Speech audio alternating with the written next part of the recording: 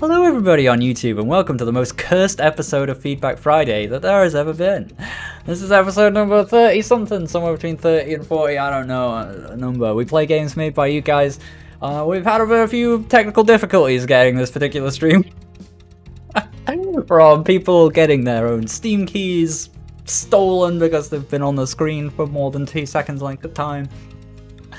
To me spilling coke on my keyboard and my keys not working, but it taking a long time to work out that that's why it wasn't working, and it wasn't the game's fault that it wasn't working, to having to restart my computer, to having to restart the stream, to losing all my chat overlaid stuff, to finally back here we are playing games made by you. The idea of these streams every Friday, you show up somewhere between 1 and 3 UK time. You fill out a Google form that you can find by typing !FAQ in the chat. And assuming the game has been made by you or you have permission from teammates, and it's free for me to play, and it's probably like single player and on PC as well, I will play it and try and give some kind of useful or intelligent feedback, assuming my computer works long enough for me to play the game. First game we've got eventually is Clown, was it Clown Town? I can't even remember at this point. Clown Town 1443. And let's go through the story again, because there's a story. A long time ago, there was a clown smart enough to invent the wheel. He was too smart to live in his mad town, so a brave, crazy decision has been made. He left his home searching for a place he always saw in his childhood dreams, a place called the Town of Clowns. And it seems to be some description of vehicle, like physics, like what do they call the bike games, like the bike physics games, only with like a car with big wheels. And this is our first level, which finally we can now press up and down in order to move. I was making some comments before about the eclectic style of things on the main menu, but now we're actually into the game proper. It's become a bit more like, I guess it kind of works because it's consistently inconsistent. To a degree. I still don't like the use of these kind of fonts, like the one on the score in the top corner and so on. Like, I think you probably could have found things that just gel a bit more with the admittedly ungelled look you're going for.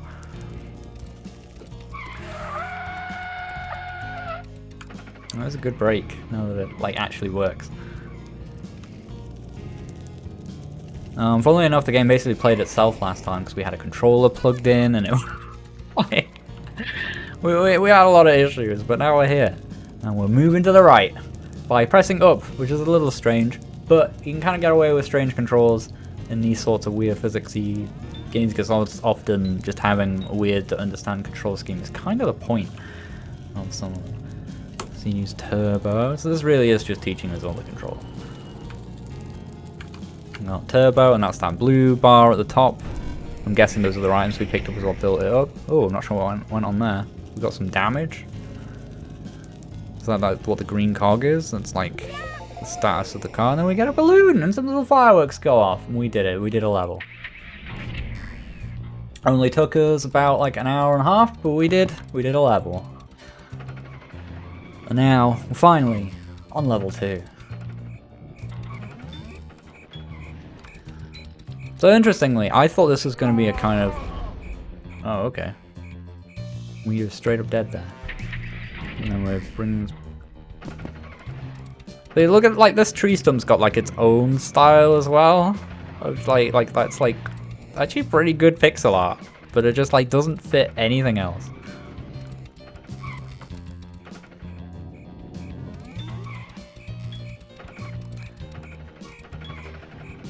Because there's always that that thin line of just like what's just been thrown together and what's like been thrown together to create that thrown together intentional look, And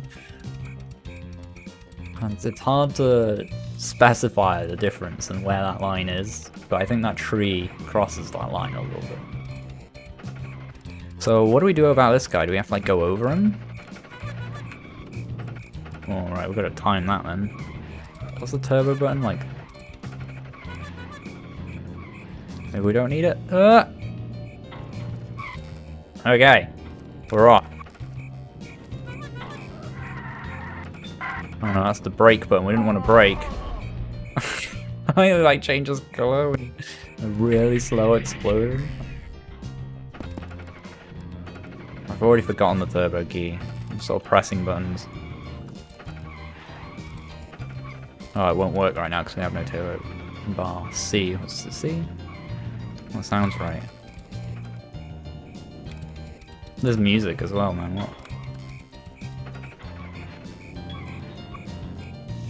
Cool. Cool, right. Cooking with gas. Let's go. Nice.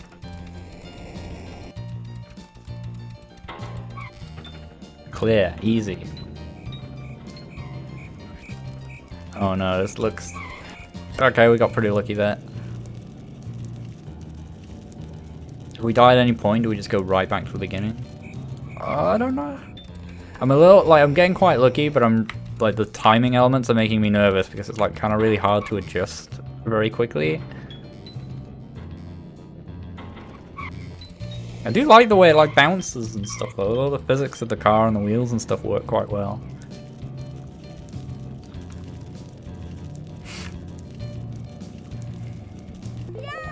And there's our "we did it" balloon. Yeah, I don't know if that's a frame rate thing or if it's just like... I think that's just kind of how the game be. I think it's just kind of slow. Which, in a way, works to its favor and lets you make those kind of micro adjustments, like, a little bit easier. So I don't really mind the fact that it feels kind of slow.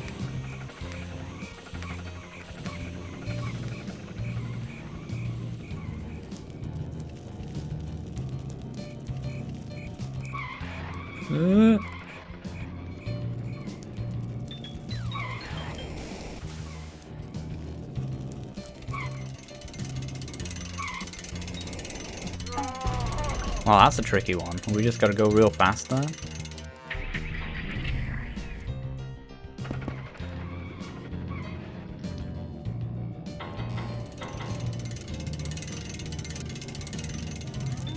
I mean, we've just been given a ton of, like, turbo fruit or whatever. Doesn't appear to put us right back at the start though. Or did it? I don't know. Where is this?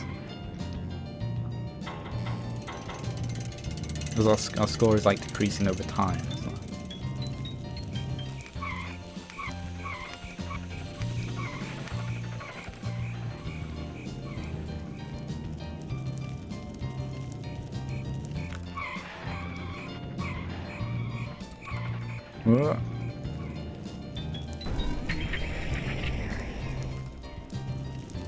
What is hitting us there every now and again where we just seem to, like, take a bunch of damage or something? Where the cogwheel thing goes down. I don't know what that's about.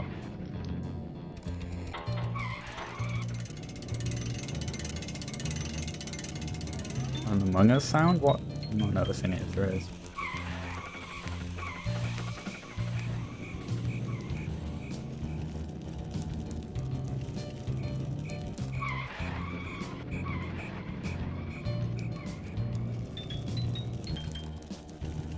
It occurred to me as well while I was resetting things. The whole thing with the Steam key, what you can do, Yasa, is probably go into the whole, you know, Steam backend. You can disable that particular Steam key, so it, like, the person who has the game can't play it anymore. Like, you can just take it off them, I'm pretty sure. Because you can just mark it as fraudulent.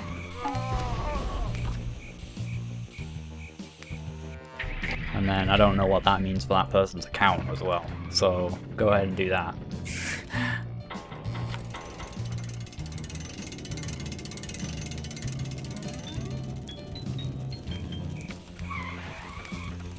Now, it's not a good idea to steal a Steam key from somewhere where you will obviously just be caught doing it, because that Steam key, once it's linked to your account, well, I just said it, it's linked to your account. So all the developer has to do is go and be like, whoever has the Steam key, hey Valve, whoever has the Steam key, acquired it fraudulently. Steam are like, cool, let's make it so they can't play that anymore, and also probably keep an eye on that account.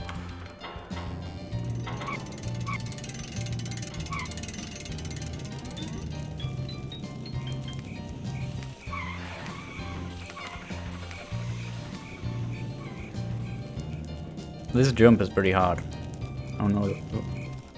No, it's the problem. I feel like I want the brake and stuff to be like, I like the fact that it's slow in theory because it allows you to make those adjustments, but like everything is very much like adjusting with micro adjustments to like an acceleration. So like you have to make changes you want to make to your speed and stuff like so far in advance.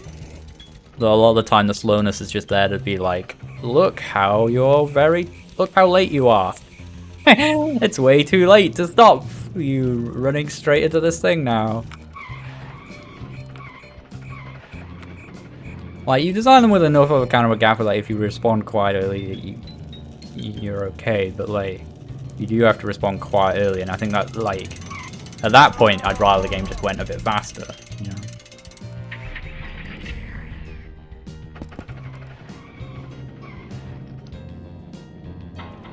Because you lose the advantage of it going slow if like your adjustments just don't mean much.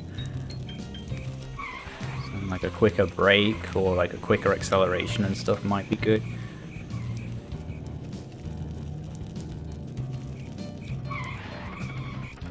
It's not too bad though. Oh, yeah, what's that about? Where I just seem to like I hit a rock or something. See, I don't feel like there's time. I don't know. I don't know what really you're meant to do there. I don't know how I would time a jump like that, because like if I stop, I'm gonna lose too much of the momentum that I already need. So I'm just like, oh, just go for it and hope we've got whatever acceleration we. Let's try it though. Let's like brake before it and see if we can. So otherwise, that feels a bit like you've just got to get there at the right time, and know the best sort of thing. It's like after this guy, right? Oh, God damn it. I was using turbo. We were turboed up. Does honk do anything? Not really tried honk. It does emit like a big aura. So that might just be a. I don't know. It is Pines of Chaos, or rather my computer is working. The game was working the whole time.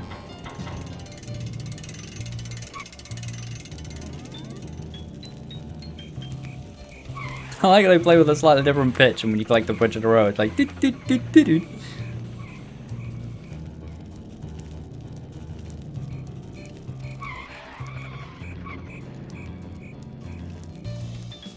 Okay, so it's like here, right? But how am I gonna know?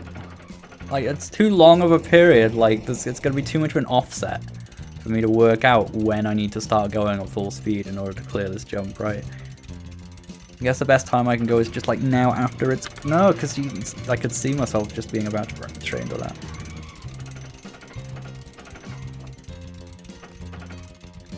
So I guess like...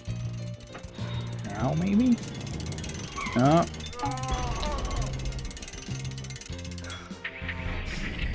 Anyway, I think we get the idea with this one. Cool physicsy jumping things. That there's a ramp in difficulty there, a literal ramp in difficulty. And there's a whole bunch of levels that then go into a mushroom and a castle. That's quite a lot. And then I don't know, maybe there's some here that aren't done yet because there's no circles over here yet. Is this like my score written in this kind of unreadable font over here with the 2, 4? Is this? I don't know. But nonetheless, when we finally got it working, it was pretty cool, actually. When you go over like a weird eclectic style of stuff like that with like hand-drawn like child art background and some of this stuff, try and put some method to the madness. I know it can feel very like, well, that's the style, is that everything doesn't really match. It's all just sort of all over the place. But there is a line you can cross of just like you can still construct that stuff in a way where it like feels intentional, you know, like the things that jump out, for example, are just like the logo, like the Clown Town text up here versus everything else. Like this guy and like goes quite well into this background. For example, they have that kind of same hand drawn sort of like a childlike like comic-y aesthetic about them, right? Whereas this doesn't really like it jars really harshly against it. If you get high score, your name will be written in the legendary clown wall. Nice. Anyway, it's cool.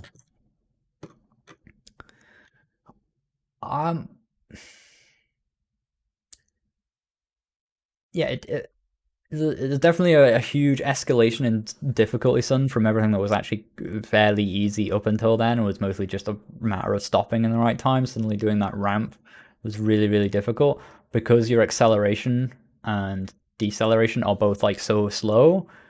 Like there's a really long length of time that you need as like a run up to anything. So there's like such a huge offset in the timing you have to do for anything that it makes it really hard to time things because it's never going to be like, oh, I press this button now when this happens sort of thing. You've got to think, oh, I got to start accelerating here so that I get to here when this thing is here.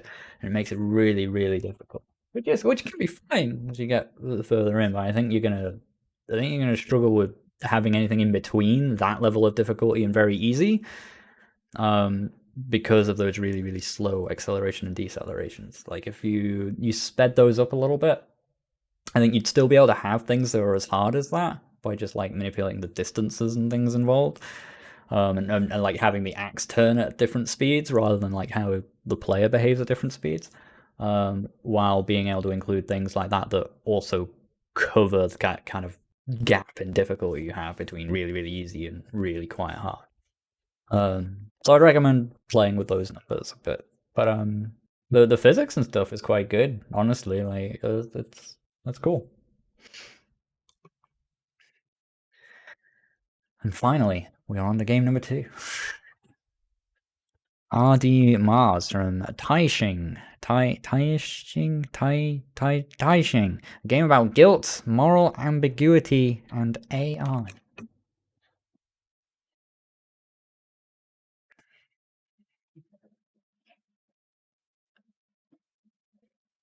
Most indie games could be immediately better if they added 50% of the words. I don't know if that's true. I think a lot of them could be better if the developer thought more about the jump height rather than necessarily added more or whatever. Because sometimes it would be better if they, in fact, more often I find players want to reduce their jump heights rather than add to them.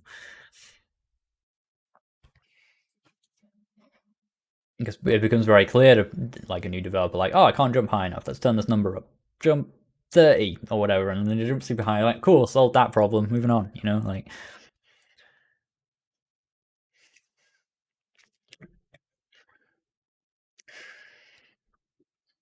That's 90 megabytes to download.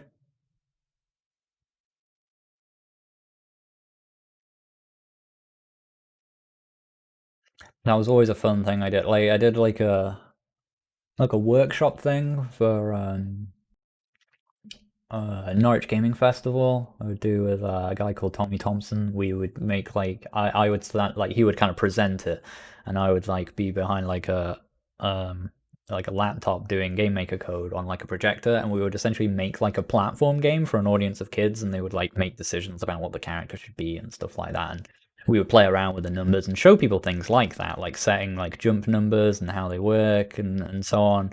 And there was always that fun moment where we would be like, what if Sean sets the jump to like 10 million or whatever? What do we think is going to happen when he presses the button? And we have people answer. Usually they get it as well. Like they'll just disappear instantly, right? And like, yeah, that's obviously what happens because they don't even.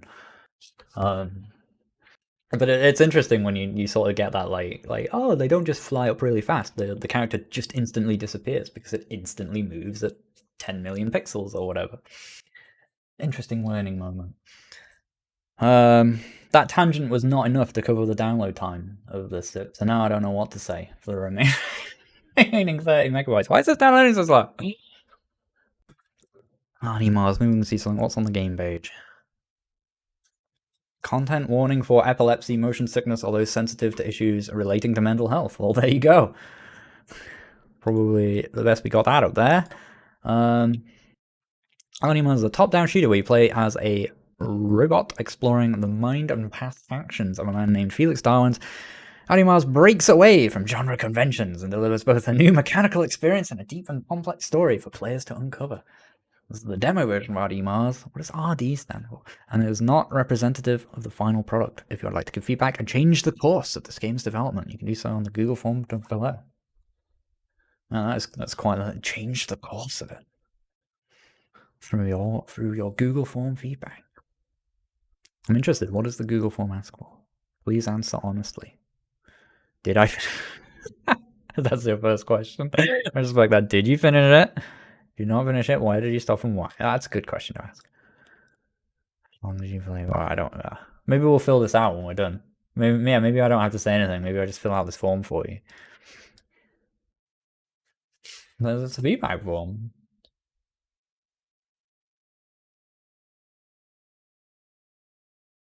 Oh, twist in the tail. Impeccable Corpse is admitting to taking the key. You took the key. I'm an impulsive shithead. Don't know why I did it. I'm sorry, Asimili. It's to you for admitting it. Yeah, we got so someone's Steam key was on screen for like I don't know, 15 seconds, and that's happened plenty in the past. So it got stolen. When I went to activate it, it said it had already been activated. Well, I hope you regret your decision. You saw the key on screen, swiped it for you and thinking about it, man. Grim.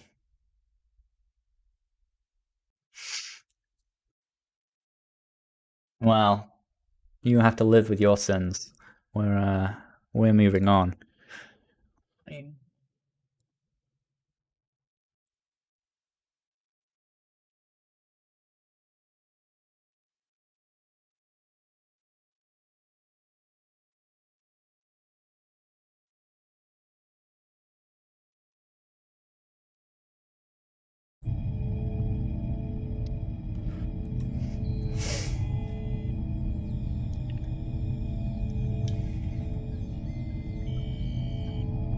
Okay.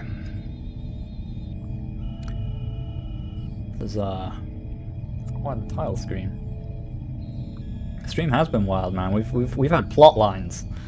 We've had like the foreshadowing of me spilling like a small amount of coke on my keyboard like really early on and like talking about it like I really need a new keyboard one of these days.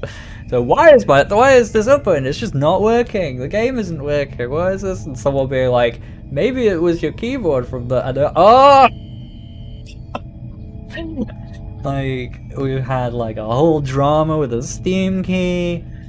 Like, YouTubers missed out on a lot of this as well because like it was just almost a full hour of just nonsense that we've had to cut out to get to the new start. So like you have to look up the past broadcast if you want all the full lore of the stream.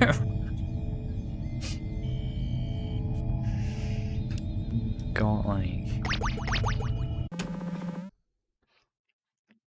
press E to advance text or select an option. I like that title screen, by the way. I just like the red everywhere. We can full screen this as well. E to advance text or select an option. W and S to move between options. Now, this is a thing I don't point out a lot because it's actually kind of hard to do, and a lot of my games don't even do it because it takes more effort than I was willing to spend time. But when you do progressing text like that, where it's like one letter after the next, like that kind of typewriter effect, you kind of lose a lot of the benefit by having it come out of, when you've got centered text, having it come out of the center, which is the way it will naturally behave when you write it in the quickest possible way, right? Whereas like, that's not the, yeah, that's a better example. Where the text like fills out from the middle, because you can't like read it like that, right? We read left to right, so you kind of want it to come like from here where it should be and be like, and then rather than like stretch out from the middle. It is a lot trickier to do. But definitely worth looking at. But worth learning how to do, because once you've learned how to do it once, you've learned how to do it. It's tricky enough that I can't just sort of explain it in a quick sentence, so you just kind of have to look into it. But it is worth it. And as I say, like, Yeah, some people like the aesthetic of it, maybe? I don't know. It's like, I guess it doesn't add nothing. Like, it's like a pacing thing at that point, but it's like, it doesn't really add to the readability of it, you know? You'd be surprised how good it looks when you actually get it working properly. Yeah, it definitely is that way in my action RPG, because it's just too much. It was too much work on top of it to be like, oh, and here's how you like uncensor it and so on. It's, you know, it's the next level of improving the typewriter effect. Welcome, Generation 66 of Mars AI. Please start your psychological evaluation. I'm capable and have the ability to do great things. Agree, natural, or disagree? How do I...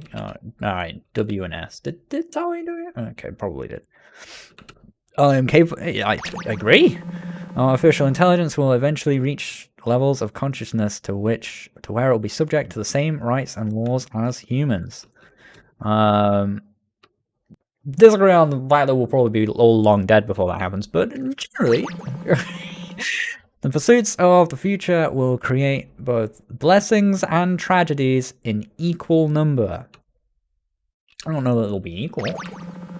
If a person I loved had done something truly horrific, I could find it in myself. More details required. If I had done something truly horrific, I could forgive myself with time. Again, more context required. The sciences are sacred endeavors. Sacred?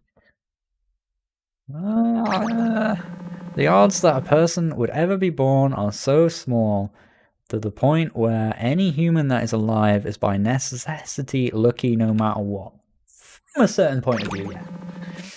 When I die, I hope someone will be able to finish the work I've started. Oh god, no, let it rot. Interesting. Well, Generation 66, thank you for your cooperation, but now it is time for you to start waking up. You're our mind's last hope. We haven't much time to waste. That's alright, you know, like, I don't want, you know, a lot of games like dump text on you and stuff a lot at the start, right? But having that because you engage with it a little bit, it's just like, oh, I don't know what any of this is about it, but it's like a fairly simple premise of just asking you some questions and a thing that'll become clearer later on. It works and I'm interested, like, what's going on there? What is this about? It's cool. What the heck is this thing? Why is it to move? This... Let me go back up there and tell us that again. Are those like eyes or like... oh yeah, it blinked. I guess those are eyes.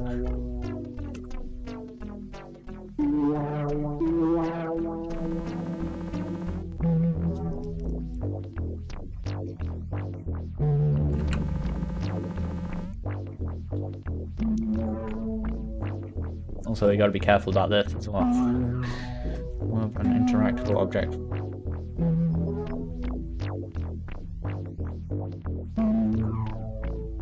You know, like, the writing was like quite clean, crisp, and well edited up to this point, and then we've got like, above our interactable objects, you will see a text box. Was there like a team thing there? Did someone else write this bit?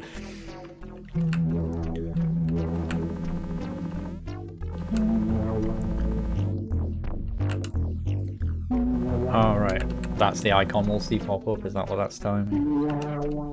Yes, that's a big icon. You got some shakiness as well going on with this, I think, because you're probably like trying to avoid mixels or whatever, so you're like flooring the camera position while doing smoothing and stuff. It's hard to get that stuff right. Generally just try and avoid moving it. Non-integer values in the first place. Which can be tricky, but... Back here, Mars. Never knew why you came here in the first place, but don't let me stop you. I think you need a bit more space between the lines here, like this Y is like dropping into the next line.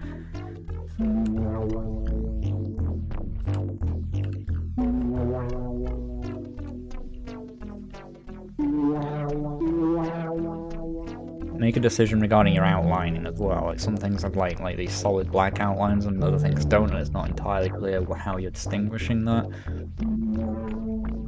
What the aesthetic rule is there.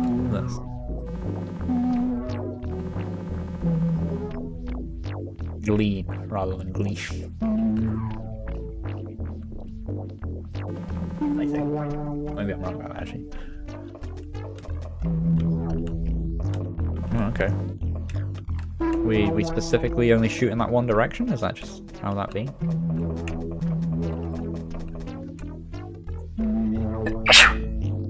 Yeah.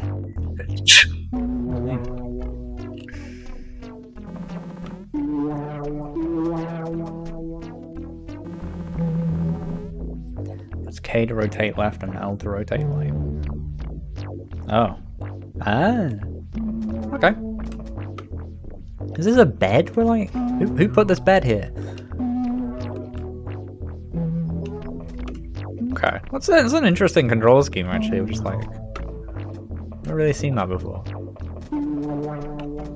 But we can't destroy all kinds of bed.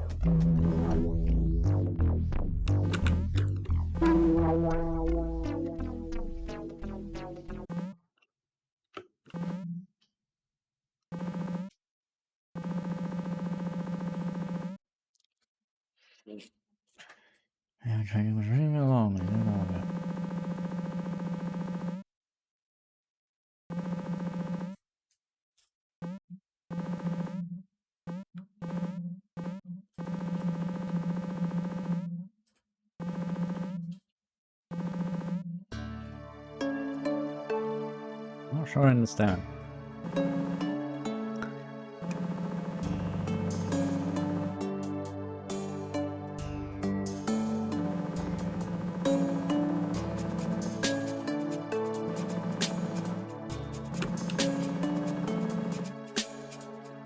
Okay.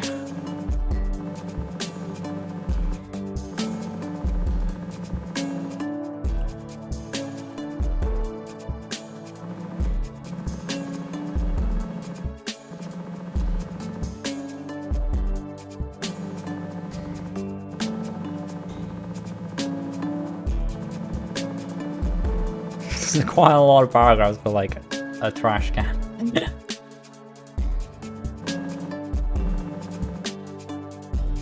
Okay. Collect scraps.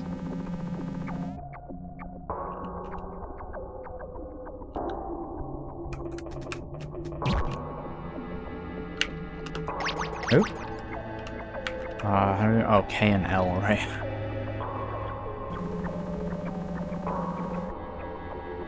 With the mouse buttons. Oh, you can also turn with the mouse. It's a little bit like where it initially told me use K and L to rotate around. Maybe it mentioned the mouse at the same time, I don't know. But now it's like when rotating it with the mouse buttons, and it specifically refers to the mouse buttons, which could then be a bit confusing. Sorry, from an old build, right? Yeah. Oh, is that what the yellow thing is about then? You get like a little deflecty shield while you're rotating. That's interesting. That's cool.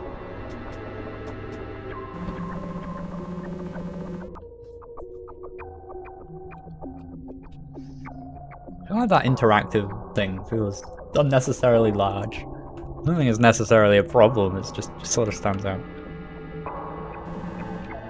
At least I know. Like it's at least it's clear when I can interact with it. Oh.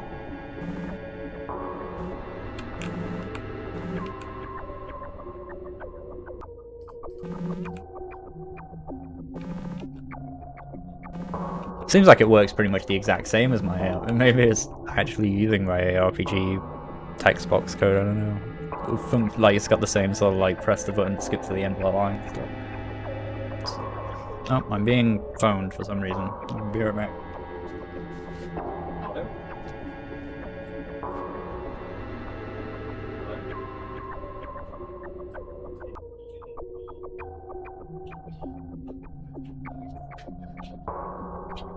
More nonsense spam calls that I just seem to get a lot of these days for some reason.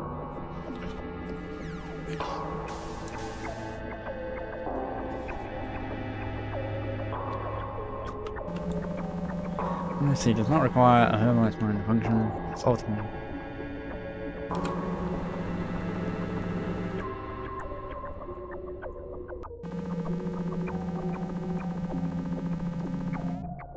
Right, we need to start that again. Oh. MIC Mark 5 design documentation.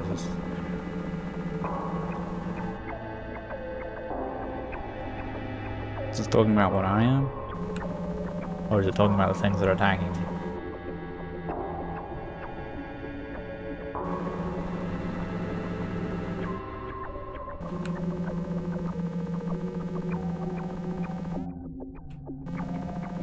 Yeah, you gotta be careful with the pushing your text like quite close to the edges of each thing. I think that's possibly because yeah, you might actually be using my ARPG thing, which like doesn't really dynamically adjust, so it kind of relies on you to write your text knowing roughly how wide your text boxes are, which isn't ideal, but again, it was like a simple solution for that series, right?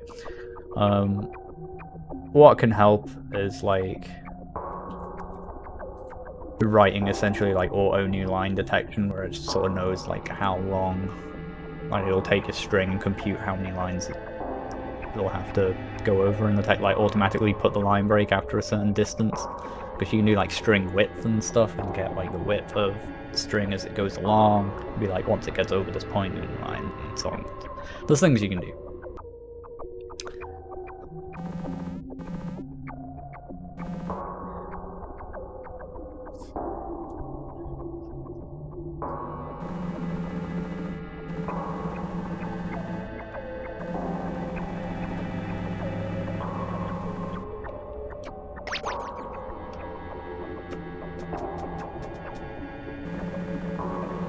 Yeah.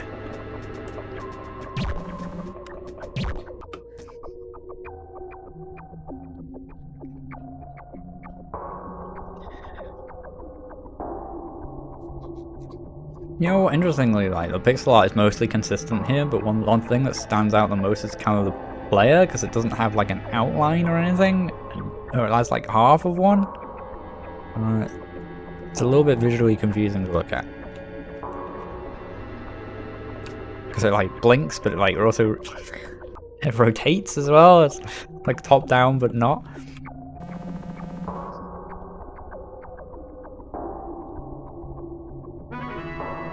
Got a scrap. It's like my Mario stars.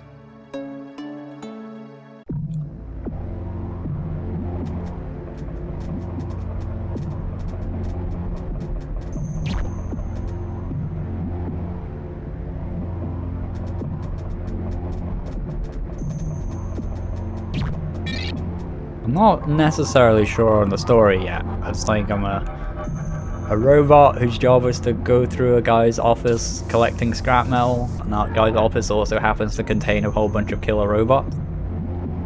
Feels a little bit like the story to Chip's Challenge.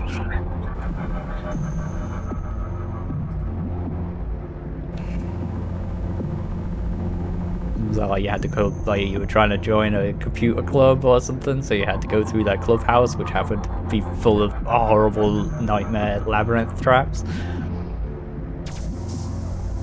while collecting computer chips.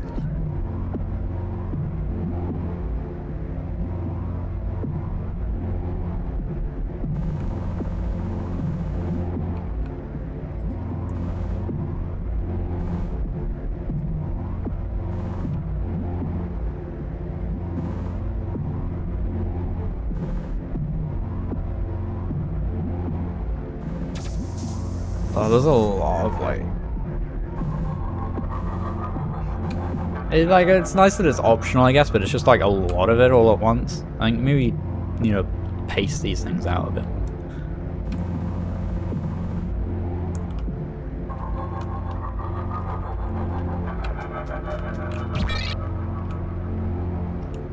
I never know how I feel about health bars and this type of thing as well.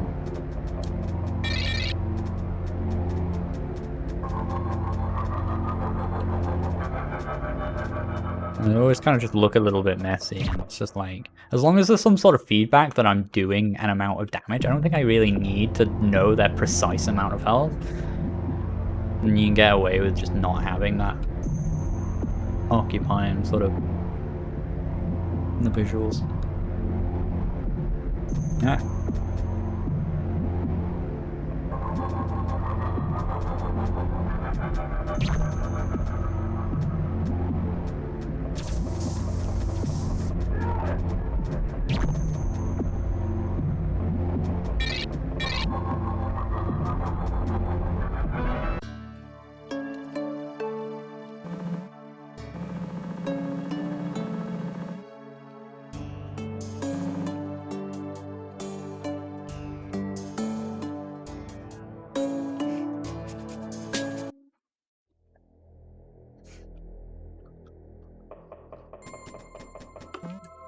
This is like a pile of rubbish.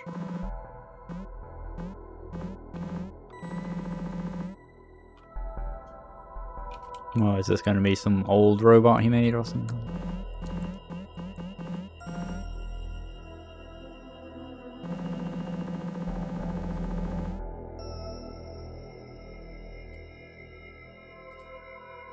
The soot of man that coats the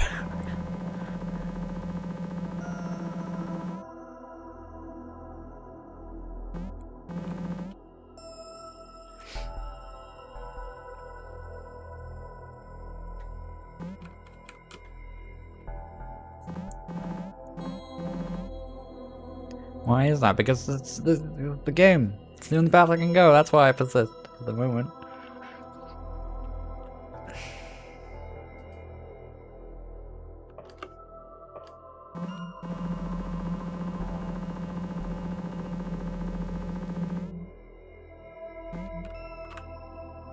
What are these and why can they talk? Oh, there's a dead person. I know him. Well, who is he? Because I don't know him, but now you've established the character knows something that I don't. Oh gosh.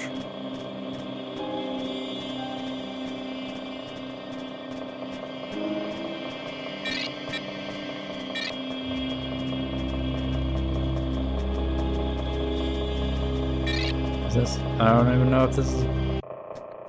Okay.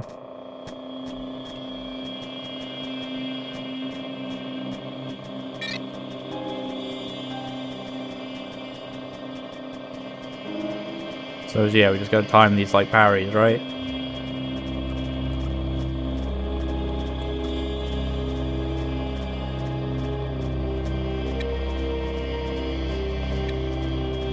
It's kind of cool. It just forces you, like, I know it looks like I've got a cheese again, but it's kind of cool. It just forces you to like use that parry mechanic now and again, because otherwise you just will get hit, right?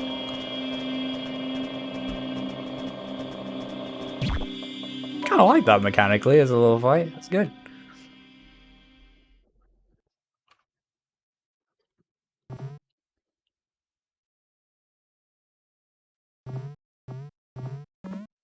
Felix is the dude in the office, right?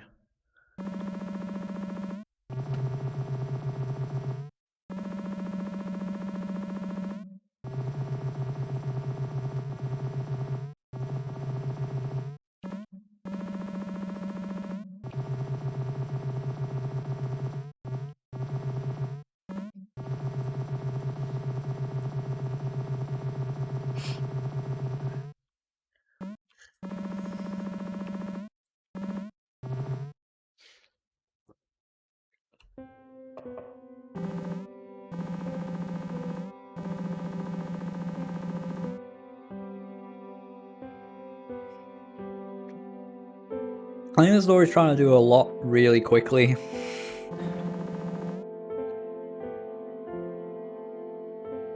I'm sure. Look, it's like me. Interesting. That's cute.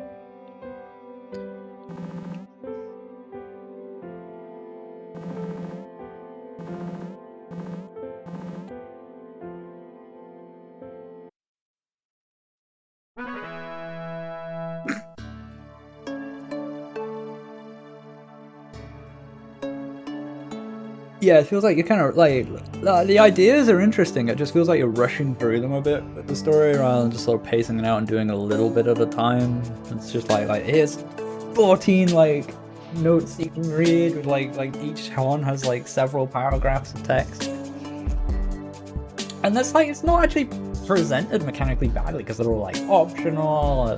Kind of the lead-in at the start is okay as well. And cute little mechanical implementations respecting the existence of the game and so on. It's all alright. I think it's just like, yeah, calm down a little bit. And like make your time a little bit more. And it needs stretching out a little bit and giving some room to breathe. I'm just trying a bit too hard with some of it. To be like, look, I'm very cool and interesting, there's a lot going on.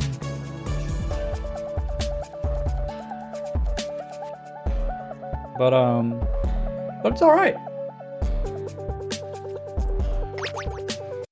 Like, the mechanics feel a little decoupled from the story to some degree, that it's just like a sort of moving around shooting things and fighting bosses thing, but then the story on top of it is like, it's trying to weave it in together, there's an effort there. I'm not sure it's fully all the way there. It's like there was the game idea and the story idea, and now you're trying to do this, and they're not like super naturally fitting. But at least you are actually trying to do that rather than just sort of letting them exist as completely separate entities, which is good. Gosh, we fill out the feedback. Did I finish it? I did. How well did you feel the game scaled in difficulty as you played it? I mean, what, from 1 to 7? It's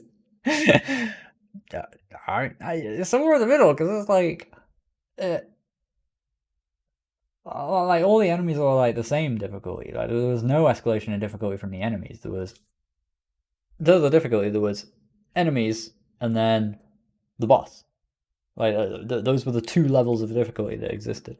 And I think in terms of that at least it scaled well, because it was just like there's some fighting and you can do the parry thing, but you don't really have to yet. So like, oh, now you have to fight this thing, and you kind of have to use that parry thing in order to make it work, and that was good. Feel mechanically to play, purely as an assessment of it gameplay wise. um,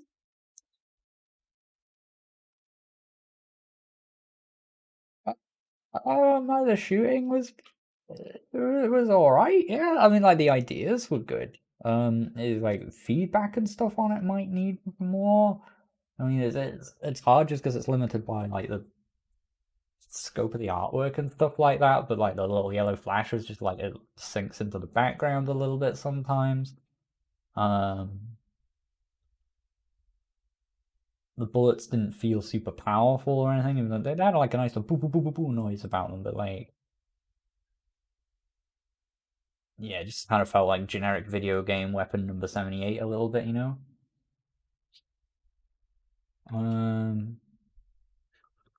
The parry is a neat little interesting idea. If you did encounter any bugs and glitches in the game, not really, no. If you did not understand any of the game mechanics, not really. How philosophically and artistically impactful did I find the game? Rate 1 to 7.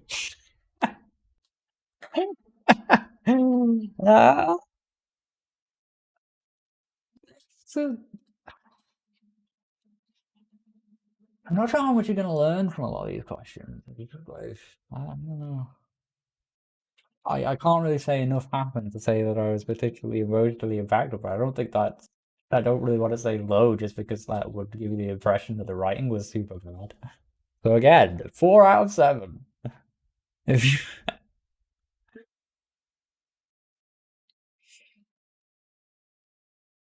With 4 being as an average gaming experience. I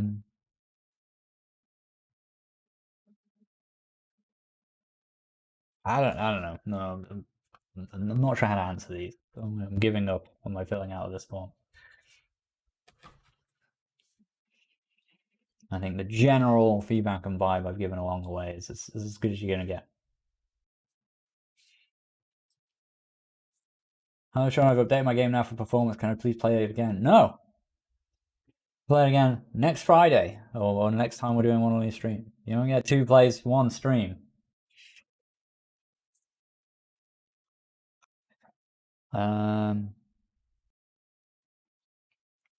Yeah, I mean, I suppose, like, I got that it was about AI. Guilds?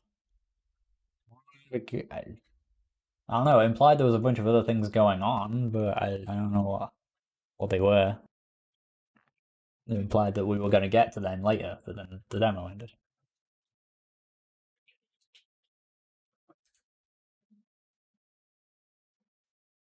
Okay. Next up, Into the Abyss, Chapter 2. Have we played Into the Abyss Chapter 1? I don't know. Stop nut. What little horror game we made? Game makes YouTube.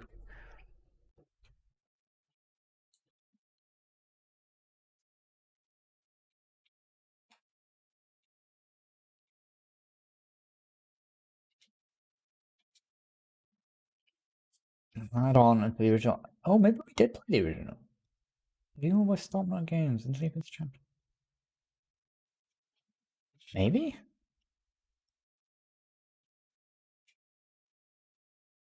No idea.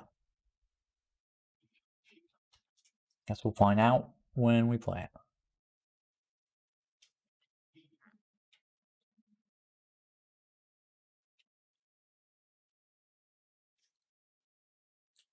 Stop. Get. Ooh. To the Abyss, Chapter 2. Kind of cool. Like, did this make my cursor start? I don't know. I want to start that again. What did that?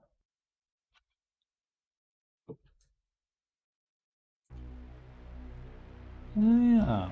Thought it was in the corner. I wondered if it was like forcing my cursor to be here at the start so I would see this and kind of have to like explore around. It's kind of a cool idea. You just sort of like can't really see everything on the screen at once and you kind of have to move the mouse around to like find the thing. Play. It's kind of like a... It's like a hole over here and nothing. Like a click on the thing in the room game, only like we can only see around the cursor. It's kind of cool. Just uploaded the wrong build. Well, whose fault is that?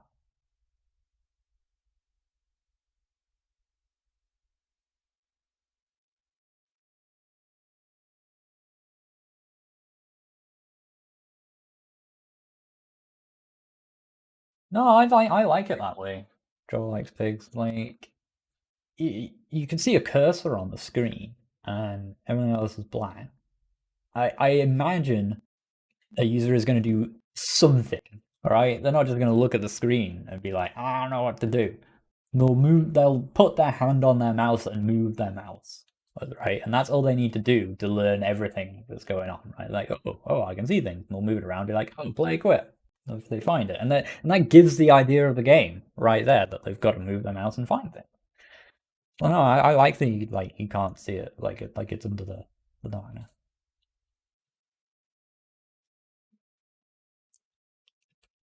Like it's bright enough when you like hover over it, and that's the whole point, right?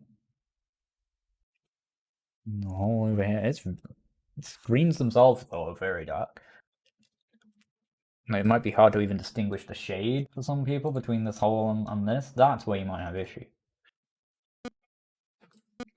No, but we can't go in there for whatever reason. That's what this even is. Yeah. Oh, okay, it was a road. Yeah, you gotta make sure your visuals are quite clear at this point, though. Like, you can only, especially you can only see a bit of them at once.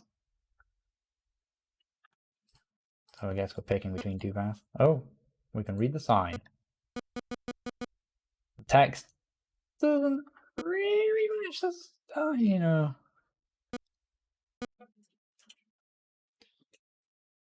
Midnight Peak or River of Faith. Go to the River of Faith. Oh, I see. What's this?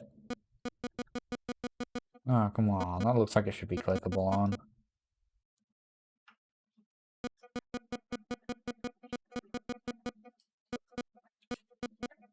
Nothing I can do? Well, we've clicked on all the things. Am I now just pixel hunting? So what's this? Is this for like an item or something?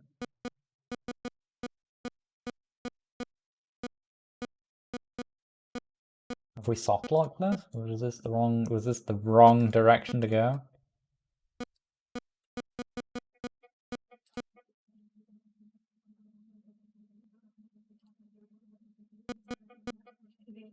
Maybe magic pin. But there is an argument to be made either way, depending on what you're going for, because like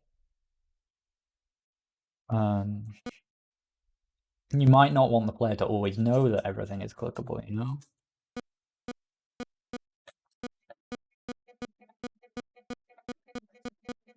And if you even, and you definitely can't mix and match, because if you do it once, like it sets an expectation that everything is going to have that. And even the players will stop experimenting with trying to find things that like don't have that. But I'm not sure this screen is. The only thing that stands out is this thing, and it doesn't do anything. Nothing else seems to respond to being clicked on either. Stop, Nut. Where are you at? Are you still here? I haven't seen you in the chat. Oh. Felt like it did something, but... I'm assuming to collect an item or something.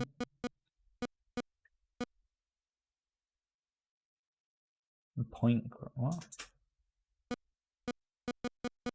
This thing, but...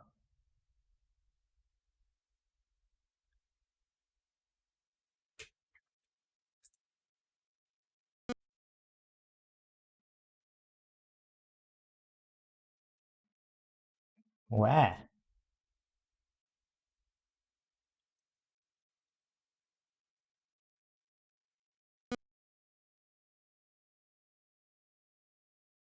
Not seeing anything. Where's this thing, Great Duckiness? Oh, you meant that thing. Right. Well, it's not clickable on them, so... I don't know, I guess we... Oh.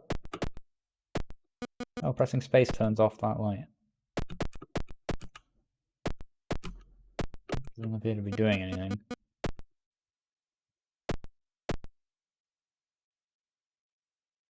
Right, I'm gonna close it and we'll try going the other way. I'm not sure where StopNut is, maybe he's not here.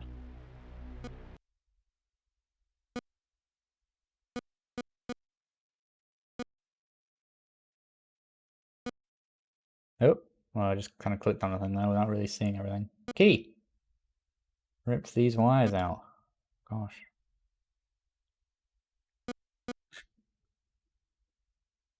Oh, find some sort of elevator? Oh, dead.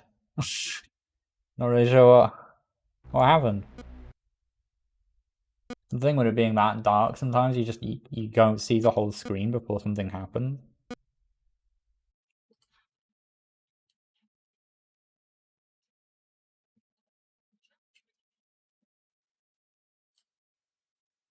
Yeah, maybe in this case for this thing, I probably would have put like outlines on things you can click or something.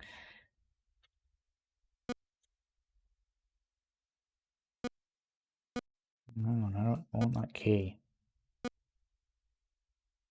And then we can come back.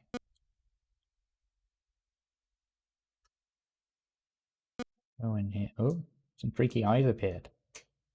No escape. Oh, some wires. We can put them in the thing that had the wires ripped out. What was the button that made the... There was a button that made the light go on off. I can't remember what it was now.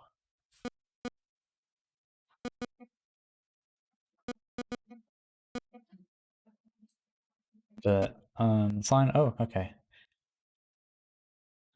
Yeah, some freaky eyes there now. Well, it needs a key.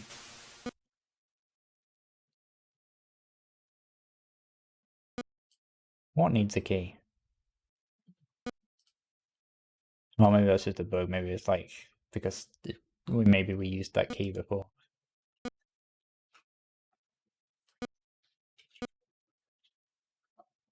Escape! Oh, that was it. We escaped! We did it! I'm guessing that's the game.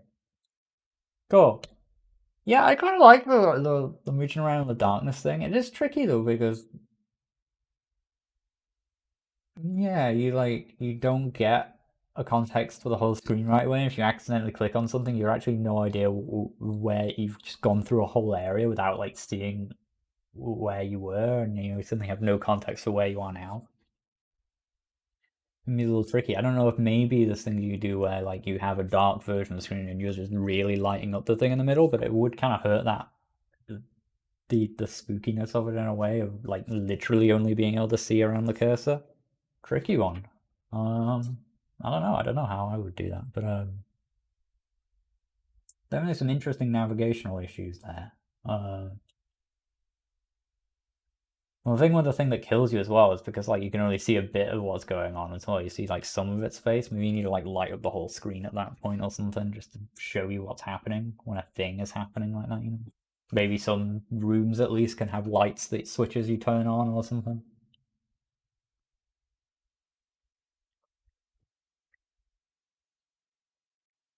Just something to help you guide the way. Will I upload new video of ARPG series? Thank you for the reminder. Actually, that's a good point. Channel videos.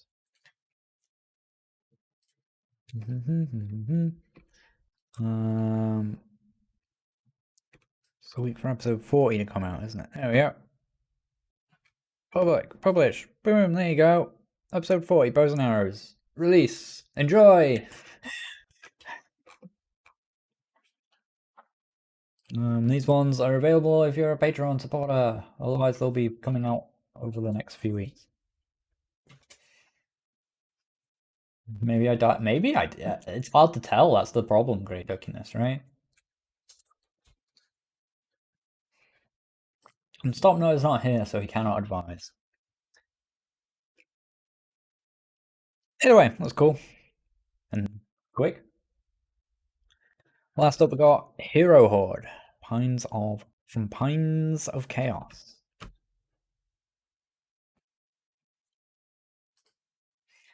Do we have anyone on the chat who has more games by this? Since we've only done 4 so far, I was either going to just drop into Pokeball stuff, or what we're going to do is, because I know it can be hard for people to all show up at the start of the stream.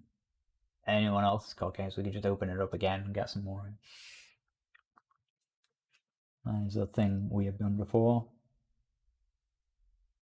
We accept all games, pretty much, as long as they, within the made by you, free for me to play, playable on PC. It can be anything from completed super polished thing through to early prototype or whatever it is, as long as you think it's going to be worthwhile to you. Take on the role of a hero on a quest to defeat a demon lord before time's up. Fire as many heroes as you can to defeat him, but make sure not to run out of time or coin. There we go.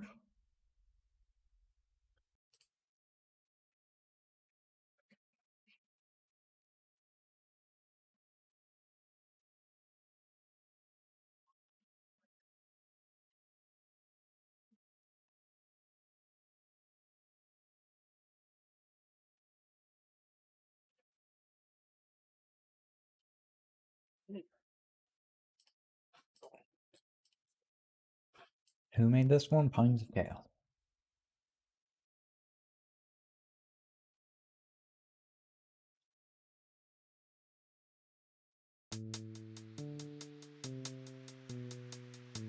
Okay. Hero Horde. Oh, this is a cool logo. Click to target enemies for attack. Earn coin by defeating enemies. Click on heroes to hire them. Be careful not to run out of coin. You have 10 minutes to defeat the demon lord, right? Warrior. Okay. Hero. So what, we start with just one and then we get multiple? How does this work? I'm gonna play the ranger.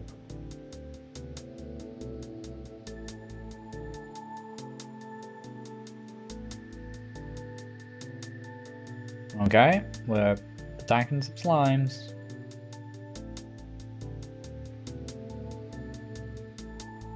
Oh, is it like shooting stuff out or something? Is that? Ah. You have to like auto. Right, I see. Oh, can we hire you? Unlock the mage. How do we control the mage? Or do we just move them all in one big pile? We've got loads of coins. Let's hire all these dudes.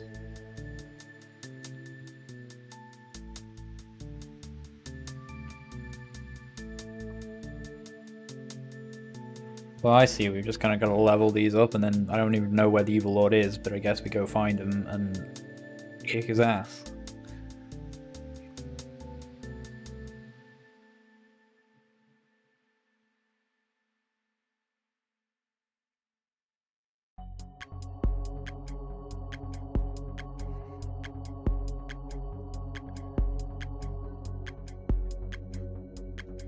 Cost per second. Oh right, I see. Like we're like, what, paying the wages of all these heroes or something. I know there's a demon lord threatening the earth, but you know, man's got bills to pay.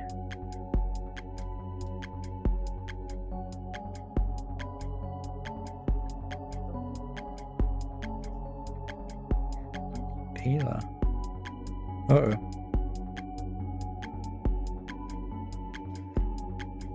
Problem is, how do I ever kill enough things to maintain like a really big army?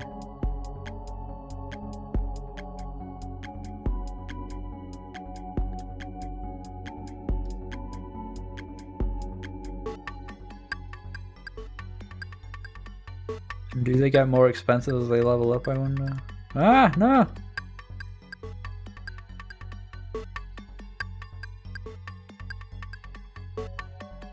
Where is this demon lord? Can we go kill him? There are a lot of dudes. It's kind of hard, like, other than just like, oh, it's a new sprite, it might be really powerful. It's kind of hard to judge if I'm strong enough to fight things. Oh, I see. It's like red if it thinks that like there's a low amount of time left for me to run out of money. That's kind of smart. Well, I don't know what half these projectiles are, if they're things coming from the enemy or from my dude. I think the blue things are good. Oh, this cute little concept though. What's going on here?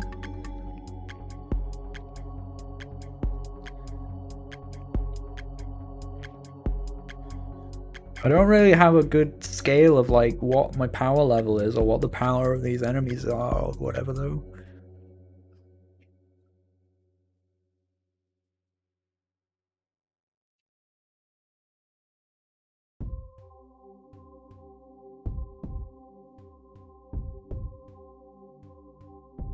But this is a cool little like click or make numbers go big thing.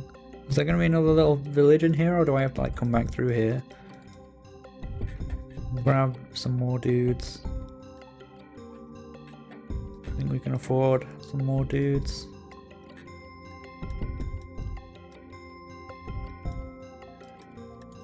It's hard to like just click on things.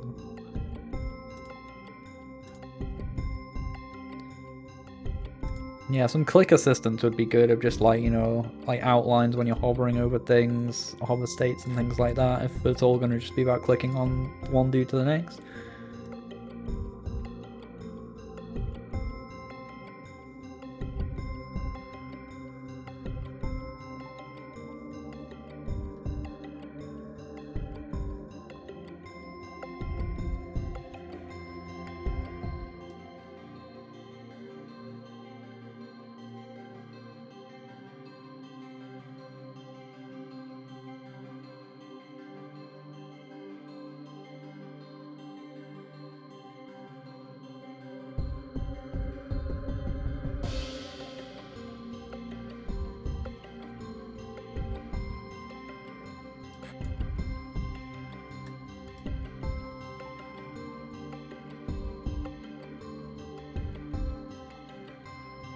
Yeah, sorry, I've just sort of sunk into a trance of playing this now. It's just like, click on the thing, kill the thing, watch the number go up. But that's a good quality to have, I guess.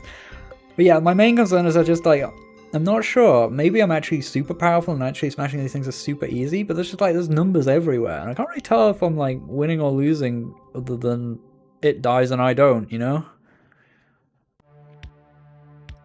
I get the idea of like moving like higher and higher level monsters.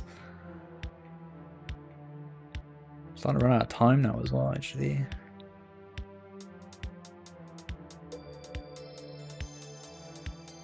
Building a big team of dudes. It's a cool concept. Oh man, there's even more dudes up here. But yeah, maybe I should just kept pushing on, right? Because we were going to get to better dudes up here anyway. Along the night.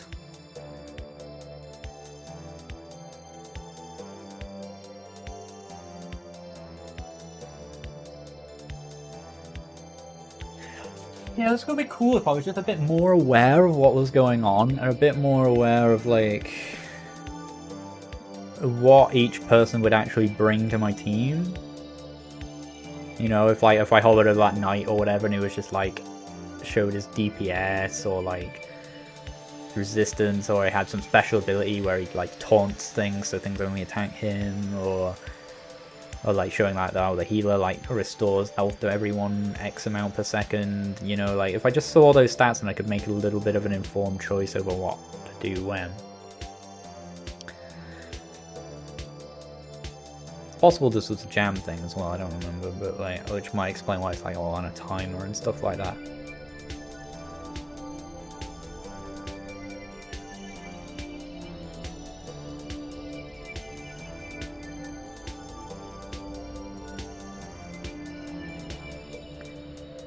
I like the idea with like the little square dudes, just like as a generic look for new adventures or whatever. Oh god, we're running well out of money.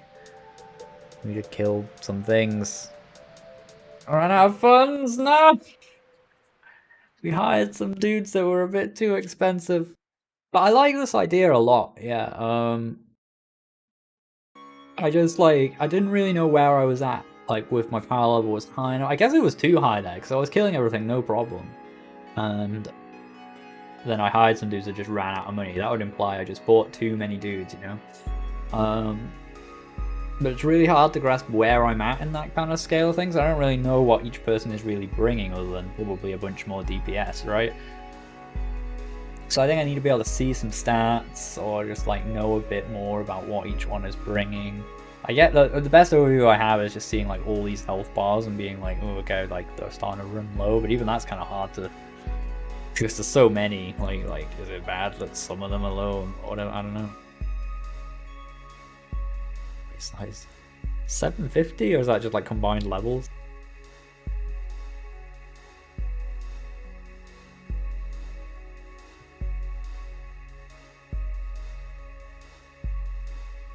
Concept is cool though.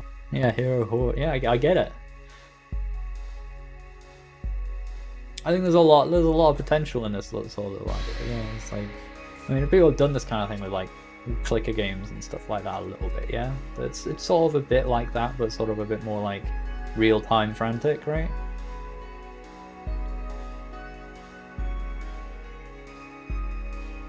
It's like kind of a tower defense, but you're playing as the wave.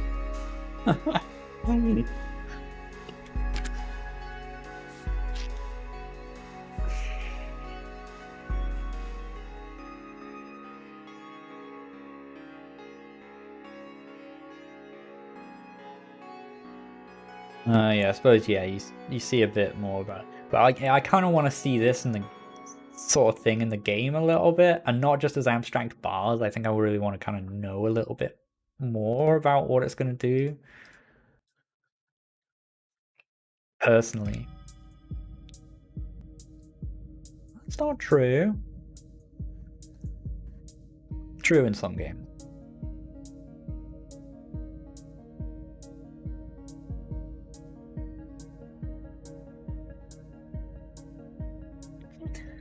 Kind of says something, that doesn't it, really, about what, I don't know, does it say about the human condition, or does it say something about game design, that we had such a stretch of time where that is like generally considered to be the trope of the healer, right? Something no one wants to play, like what compared to the other things that deal damage, right? So what's the actual difference between those two? One makes a number go up and the other one makes the number go down. Why is the one that makes the number go down more popular than the one that makes the number go up? Why is... That says to me that we just weren't designing healers very well, right?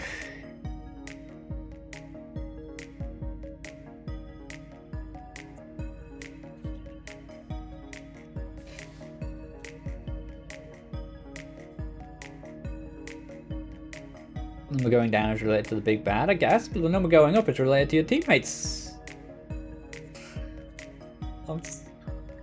It should be a good thing, should it not?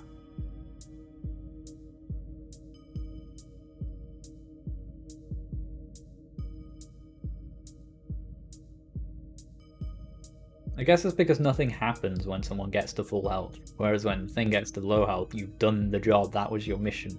The mission is kill the thing, so it feels like it's a more core, important job to be the person destroying the thing, right?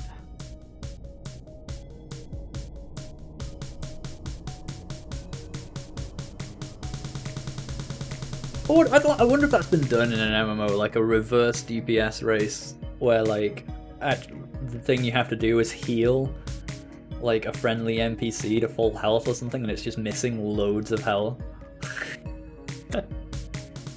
And all the DPS have to do is like defend the healers from ads while they do it or something. I don't know. That'd be interesting. I know, yeah, it's not as true anymore because we've gotten better at designing healers and stuff in games and support classes in general. Whereas before they just weren't made very well, which is why they weren't that fun to play, which gave everyone the general cultural impression that healing's not fun. It's not a good thing. That's not a thing we want to dissuade people from having interest in, just generally in life, is it? Anyway, yeah, this game was really cool. I really liked the concept of this a lot. I think I want more details on it. I want more out of it, essentially. It's a good thing to want. Originally, I thought I was going to want there to be a bit more micro and stuff like that. And well, I would want the experience of what is there to be better. It's just sort of the clicking around and stuff to just feel a little bit more fluid. Like, you know, to hover over things a little easier and click things and so on. Just like with a little bit less need for extreme mouse accuracy. Honestly, the level of simplicity and just like sort of click the thing, watch it kill a thing, and so on, it is cool. Might should be cool to have options that just like auto or whatever. Click a thing and they just sort of like auto start plowing through enemies or whatever, and I'm just sort of making these little micro other decisions, or maybe like setting their tactics or stuff like that apart as well. What I'm saying is there's a lot of room for growth, right? Obviously, yeah, you say it was a jam game or whatever, and there's only so much you could do in that time, and a lot of what I'm asking for is more features and more stuff that you wouldn't necessarily have had time to do. Even the concept of just doing a thing, fighting the thing in 10 minutes is a very game jam type of thing. But in terms of not sure if you should continue working on it, I think so. Yeah, it's really cool. It's a really cool concept. Depending on how bloated and so on it's gotten in your own like code base or whatever, right? But I think the concept is very cool, very interesting with a lot of potential. I'd certainly be interested to see more of it with more stuff. More going on, more decisions to make. And that's the thing. It's just like I felt like there was some interesting decisions, mostly just on the numbers front of just like, you know, can I afford this guy or not? But I don't know how much it's going to cost per second. I don't know how much I can afford per second because I don't know how much money the monsters are going to drop. You know, I don't have the information to actually make an informed decision, and it's just sort of trial and error and just being like, these guys, you know, we can try things out and eventually learn over time.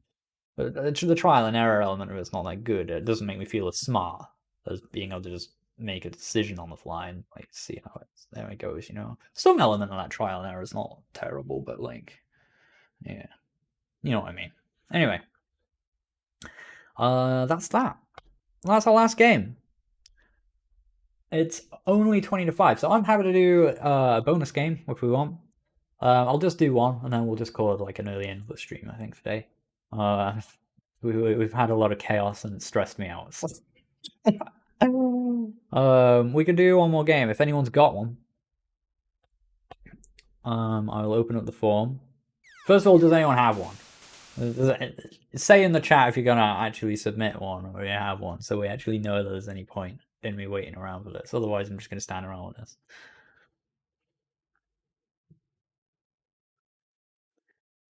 100 different heroes. I mean, I guess you kind of could if you started making just really subtle variations on, like, yeah.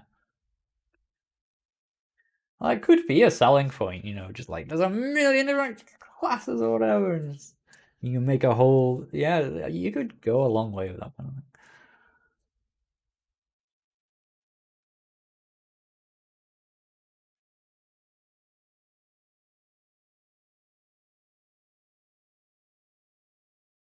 After I submitted last week, it is just different levels.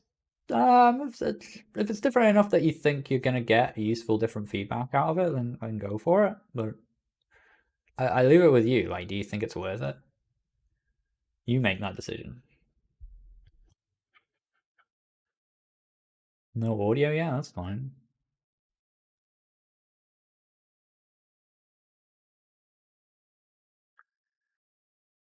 Oh. It's FAQ to get a link to the form. LD48? Yeah, I want to do London 48. It's what, like next weekend? Don't know how well it'll go, but I want to do it. I'm trying to do the 48th one, man.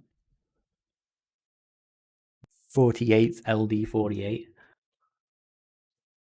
Nah, and like, I can't just do every new big game jam thing that comes up. I don't like doing the ones centered around like an individual or a YouTube thing. I don't know. Not a fan of Game Maker Toolkit Jam.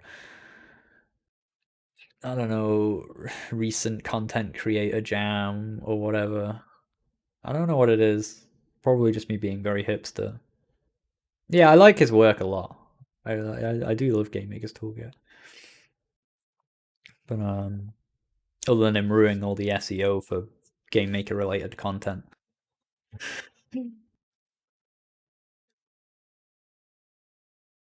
It's the most popular one, right? Yeah, no, that's the upsetting thing to me about it, I think, as well. It's just some YouTuber has the most popular one, because of course. Homedar is the best one. It should be the most popular one.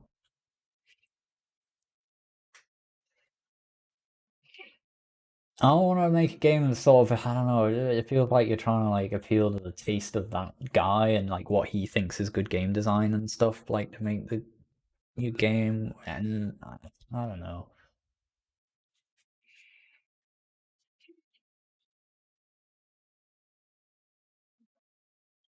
It's like his first one was based on like the whole dual purpose design video or whatever, right? Wasn't it, or whatever? I don't want to do my own game jam for very much all the reasons I've just said. I like Global Game Jam as well. I've done that once. It's different though. Global Game Jam is quite a different experience. You know, it's the kind of thing that's it's quite good. Like go to like actually, you know, non-pandemic times, obviously going to like a venue and doing it with other people around and doing them in teams and stuff like that. It's a very different experience to the sort of, you know, at home just cranking out a game over 48 hours, maybe doing a stream and a time lapse, that kind of thing. To compete for how many you have, Mikey back. That's pretty much it. It's just a stream high score. Spending them as a trap because then you have less score than everybody else. Is there a leaderboard? If I go to points, does it show like the leaderboard? Oh, it's like Streamlabs. Oh, bits and subs works though. It doesn't show point. It's just not loaded the detail.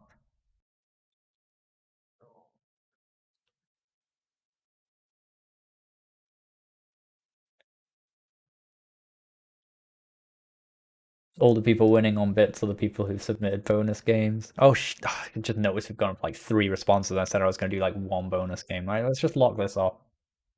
I guess we can do these. I always do that. I'm just like, we'll open it up for 1 more. I look away, look back. 3 responses. God every time.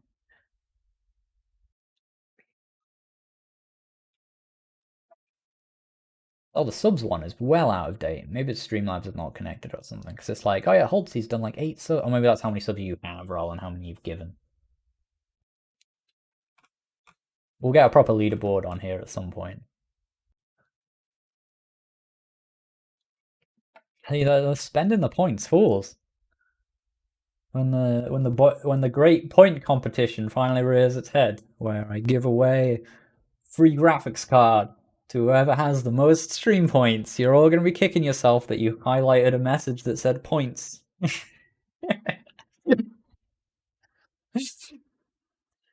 They're there as an exercise in restraint. You have to not. They're there to not be used.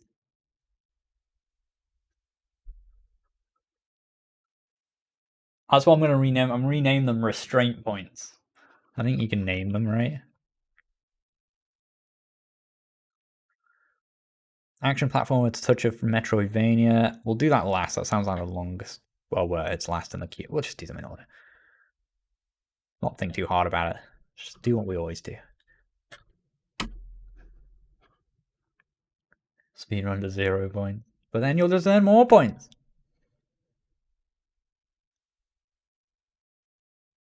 Hey, thank you for the 100 Bitteroos. The 100 seems goods.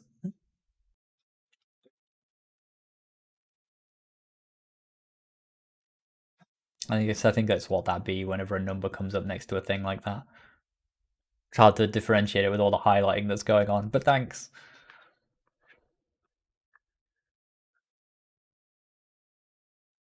When you say raw in like all caps, it makes me think of like rules as written for D&D.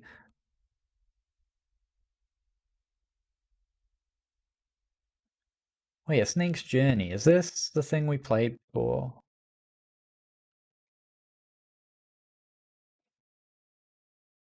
Oh no, this is a different Snake game. With your real FPS in the corner. Any reason you have real FPS up there? It's not a good way, like, it's not actually an amazing way to judge your performance. I've made this mistake plenty myself. But honestly, like if you've got this here to be like, oh, let's keep an eye on my performance for any big dips, it's really misleading and not really worth doing. Ugh, ugh. I'm eating the things that are fruit because fruit sound like it good, but man, how do we get to? Ah, I see.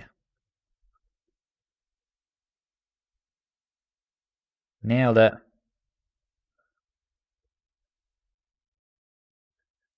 So, I don't know. I'll get into that once I've done being bad at Snake. Or I'll try and do it both at the same time.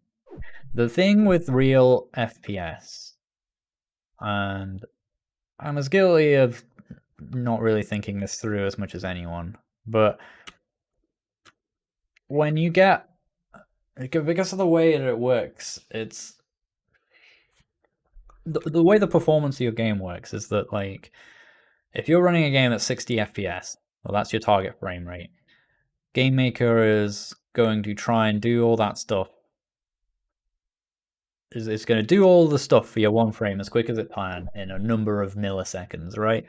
And assuming it can do everything within 16 ms, your game will run at 60 FPS. All right, you've hit your target frame rate.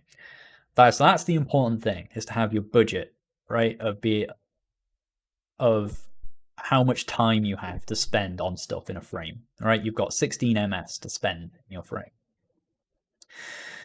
Your real FPS, whatever, I don't actually even know how it's even calculated, but like you're gonna see like huge. Oh, I'm trying to remember the words that explain this.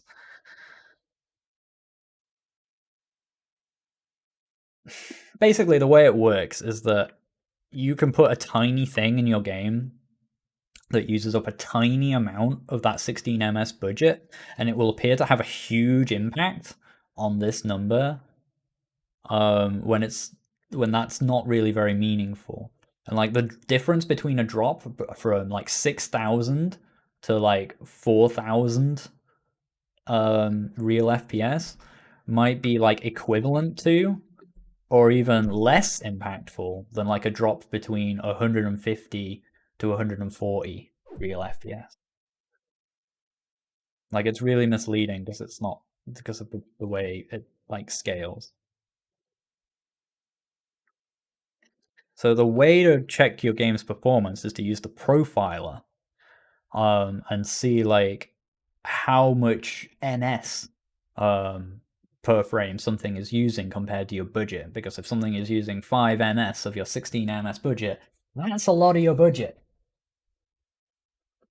And that's where you want to make your optimizations, right? Not on something that reduces you from 9,000 to 7,000 real FPS, because even though that sounds huge, that might mean nothing. Can't remember the exact explanation for why that, what real FPS actually is and why it scales like that, but I think it's because it's just like, in theory, like this took like 0.5 ms, so we could in theory do this many frames. Yeah, I think that's it, because then if you go from 0.5 ms to 1 ms, suddenly that's half the real FPS, right? You can do half that number of frames. So like, you add something to your game that takes like half an ms, which is like not that big of a deal, and you had 10,000 real FPS before, you suddenly have 5,000 real FPS, and that seems terrible, right? That's like, oh god, we've lost half our frame rate. But really, you've only added something that's taken a 32, 1/32 of your budget, right? Wow, I really don't know how to get this Raspberry, do I? I'm talking about this, trying to work out how to get. Is it like here? Oh, it is, but all right, maybe we need to get it first. There we go.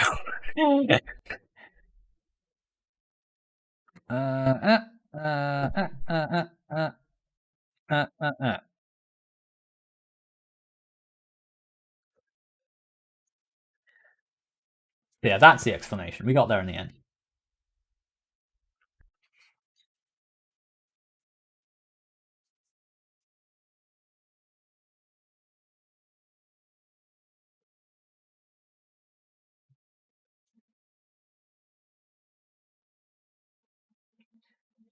I think that's maybe distracting from the main point there. Great goodness, but hey, Wave. Yeah, it's going good. It's going good. We've had a bit of a chaotic stream today, but it's all worked out in the end. The Snake game's cool, by the way. I mean, it is sort of just Snake with obstacles, but I like all the feedback to it, and like the art style is really nice and consistent. It feels punchy.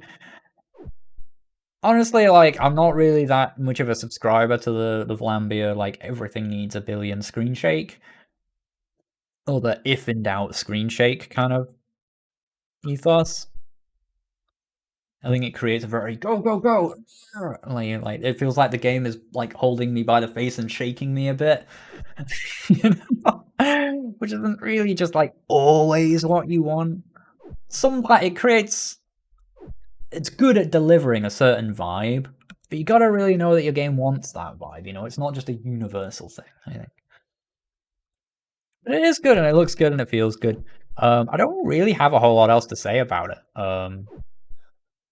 It is Snake, and it is good, and it is, yeah, well done. I mean, probably I personally wouldn't, but I could definitely see people who like Snake buying and playing this on their phones or whatever. And it's good. As I said though, I think the main interesting thing to talk about with this is just real FPS. It's not a good value to use for comparing performance for a lot of reasons. One, in that the jumps are going to mislead you into thinking things are high performance problems when they're not. And when it starts to get lower to like 500 range, smaller dips are going to fly under the radar as not being an issue when actually maybe they are, because it's actually a bigger amount of your budget. It's your frame budget that matters and how much you can cram into that 16 ms if you want to go for 60 FPS, and not how much it affects your real FPS that matters. Yeah, it's good. Snake. Good snacking. Meow and Thiago. Simple, it's good. Panic Floor from Stylish. I think we have played this one before. Did you say there was just like, is this one we said was new levels? When you say there was new levels, are the new levels anywhere I actually got to? Like, is there a point in me playing it again? Like, am I actually going to get to the new levels? Or am I going to have to play through everything I did before, basically get as far as I did before, give all the same commentary I gave before, and then be done?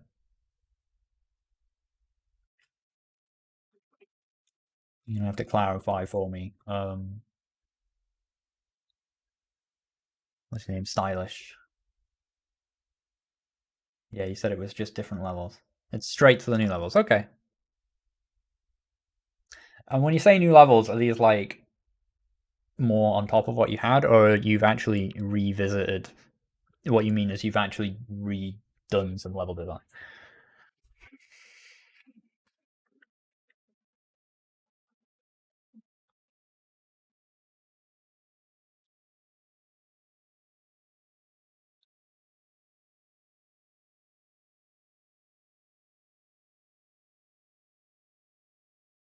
Well, even if you're using delta time at the end of the day, like if you don't want to see, in order to know if you're going to have drop frames, yeah, it's still about checking your frame budget at the end of the day. It doesn't really matter what like time scale you're using. Extract all. Way harder levels. Gosh, it was hard before.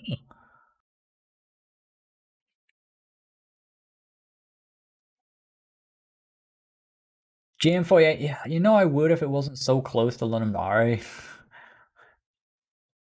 Well, I don't know. I don't know if that's the problem. I think I just like only have room in my life for one game jam every few months, and because I like Ludendare, I tend to just do that one. I don't know if I remembered that imagery, but here we be. Oh, we've redone this. This seems different. Yeah, I remember this just being a big list before. This is better. Look at that, it's just like, oh, here's like the up, down, left, right, and kind of like in a nice little pattern for what they do, also showing you their alt buttons at the same time instead of a slash or written in between them. Down is energy power jump, J for jump, shift for sprint, with your important ones. Cool. I think one thing is like the sprint thing is like, it is a very important thing for your levels, and it's just like a little bit out of the way, so idiots like me might just not sort of notice, whereas this got its own like area down here, whereas it's like stands out. It's like, oh, important, remember power jump. Kind of like there's a death thing here. I think I suggested, there was this part of what I was saying, it was like, you know, level 0 each. There's a different ways. I feel like it went right to left before in this bit, but... Oh, interesting, you can't jump up there. Unless you super jump. I like that.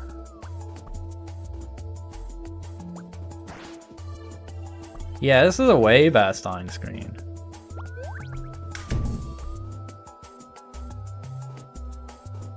Interesting.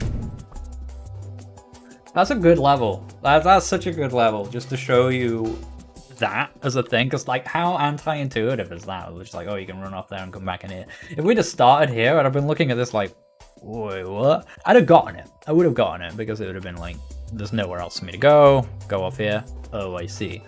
But that level smooths out that like so well. Like, it's not even necessary, but it's great. It's still great to have, because it's really like when I say it's not necessary, it's not vital, because I say I would have gotten it, but it would have had more friction, you know, than what it did. I love that that first level doesn't let you get up there without super jumping there. That's really smart. I think just like the need for the sprint maybe could have less friction in it. But that's really the last issue I would have with that.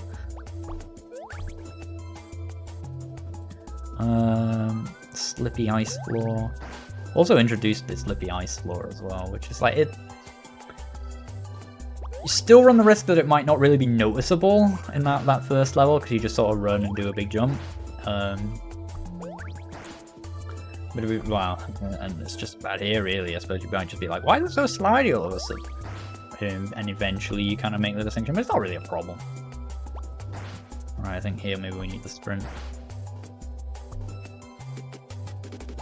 Because the sprint's less of an issue for me because I know it's in the game. I don't know if I'd have found that any easier to have learned from this.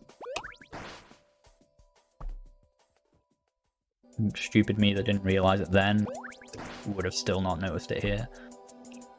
Man, this is tricky. I weren't kidding, these are quite hard. Stupid moving. That's the thing with movers, like, is anything that relies on a cycle and having to wait is hard to get around it with this idea, but man, did it need to have spikes on? Actually, I'm kind of glad it has spikes on the side. Just means you die and reset a little bit quicker. Does that jump always look like? Oh yeah, so did I do like a coyote super jump or something? I felt like I super jumped but not very high. Maybe I didn't hold it long enough? Can you do like a little super jump? Did I hit my head on something?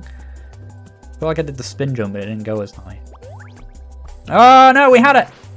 We've got to like get there and then turn around. Christ.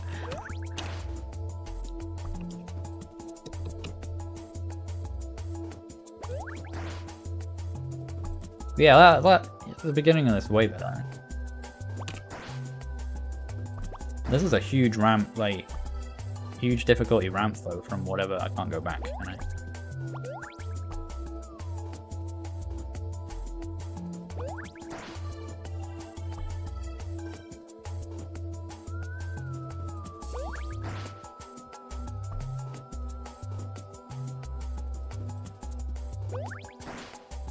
Yeah, I think my last worry is like the curve of needing that sprint. Because you need it to do a very difficult thing here, and I know it from before, and even like, look how much I'm even struggling even now I know, you know, like, I see a lot of people just being like, yeah. Actually, I suppose it's actually pretty obviously far away. It's actually kind of alright, because you'd be like, well, I obviously can't make it like that, right? Although, can you, what's the super jump? Yeah, you might be convinced of that. And just be like, oh, I'm just not quite there, and you might try it like that for ages. Might even just be possible. Hard to tell, and that's the problem. It's hard to tell. Hey.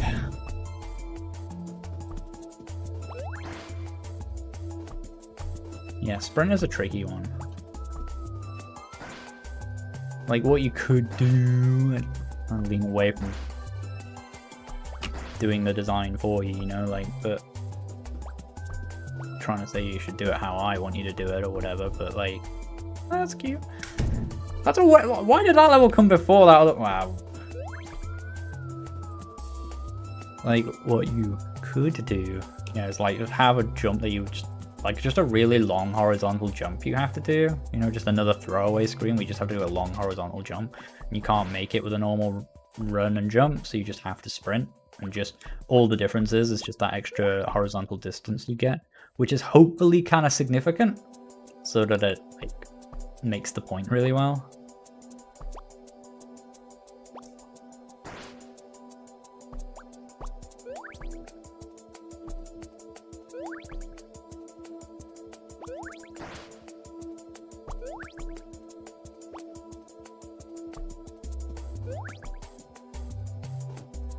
Oh wait, what is? Nah. Nah.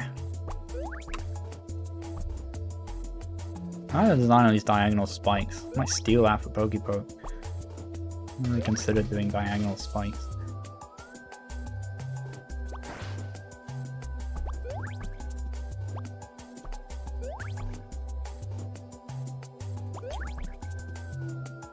I said this before, but I do like the kind of like change to idle pose when you go to sprint. Not many games do that. It's quite good. Okay, well, there's a little timer on there. That's good.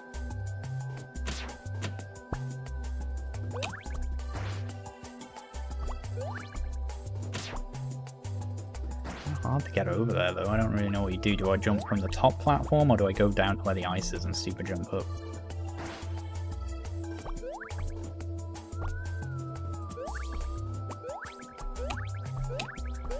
Maybe? I wonder sometimes if I'm running into keyboard ghosting issues, sometimes with like pressing so many different directions and keys at once. Like sometimes I'm having to press up to 4 keys at once, which can give you ghosting issues.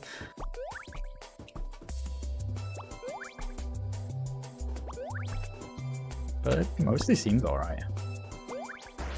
Alright, okay, yeah, I don't think we can... Or at least not sprint super jump over there. Guess we gotta come back down. Oh man, I keep ending at exactly that spot.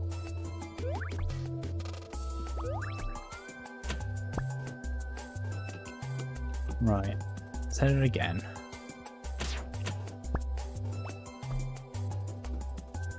No! Dang it!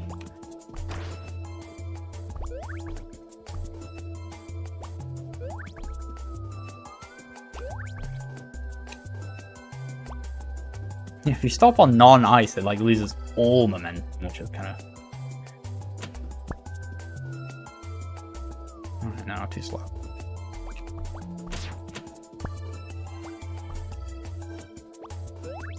There we go. Nice and simple.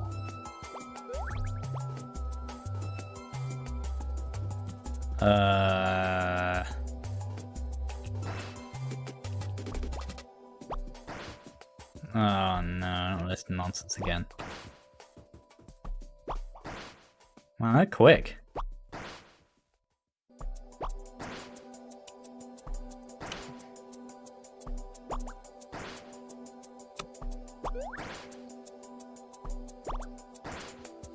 Wait, how? Oh, like that. I can run a little and then do it. Oh, this is a bit much for the end of the stream. So, oh, it was the end of the stream. I'm gonna leave this one here, but it's really good. It's still really good. I like the changes you've made to the beginning a lot. I think they're helping a lot. Like that start screen is way better for teaching you the controls.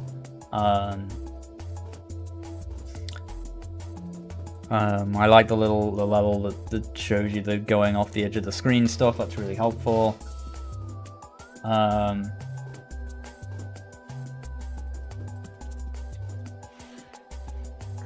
Ghosting is where, like, so a keyboard can generally only handle so many keys being pressed at once. Your gamer keyboards will typically make it so that, like, WASD and stuff are all lined up so that, like, they're on separate thingies or however it works, so that they all can be pressed simultaneously-ish. But, like, most keyboards will struggle with a lot of different combinations of 3 or more keys being pressed at once. The easy way to test that kind of thing is to go to, like, keyboard ghost test. Like, so A, S, D, F, G, H, J. And, oh wow, that's actually pretty impressive. I get all the way up to J. Now if I press J, it doesn't take any more. But you can test like different combinations. But the problem with this kind of thing, a lot of keyboards, especially older keyboards, will struggle with like most like 3 or 4 combinations. So like a lot of people are like, oh, why does my W and D and J combination just not work? Why can I do my special ability that relies on me pressing a direction and a button not work in every direction? And it'll be because, like, I don't know, W, D, and J work, S and D work, but A and S and J don't work, or something like that. And then it just, like, it breaks. I've got my monitor, this keyboard, despite needing replacing at some point. A lot of keyboard shit with, like, anti-ghosting and stuff, but, like, it can mean a lot of different things, and you can get caught out by stuff. And the main thing is, like, because all keyboards are going to be different, you got to worry about it at least a little bit. And like when you put something in your game that relies on holding 3+ keys, some people are just not going to be able to do it because their keyboards just won't let them.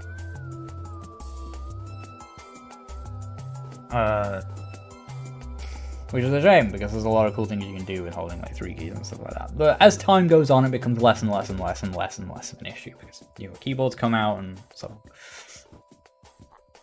I'm gonna leave this one here though, but yeah, it's really cool, really pretty, still really good in all the ways it was good before. I think the beginning, like this was what the starting screen used to look like, right? this or this or so on, and like flashing between the two is really good. Having to do a little bit of level and jump up a thing is good. Like forces you to learn power jump before you can even start the game. And it's right there on the screen when you need to have it, so that's good. The only thing still think missing is maybe just like bringing sprint into the mix, because sprint's so important for changing your jump distance in so many places. And all you really get is it like amongst a bunch of other keys on the screen, kind of hidden in a little corner, like, oh yeah, and there's sprint as well, sort of thing, right?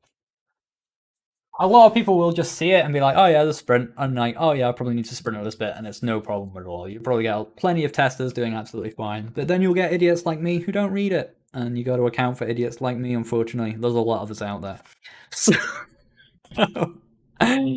it's worth it. It's worth trying to do just a little bit of work just to make sure the player knows. It's just minimizing risk, you know? And the risk of a player being like, well, I couldn't work out what to do at this point, or just getting really, really stuck or whatever, you know, and just giving up. You're just minimizing that risk by helping out with those kind of things.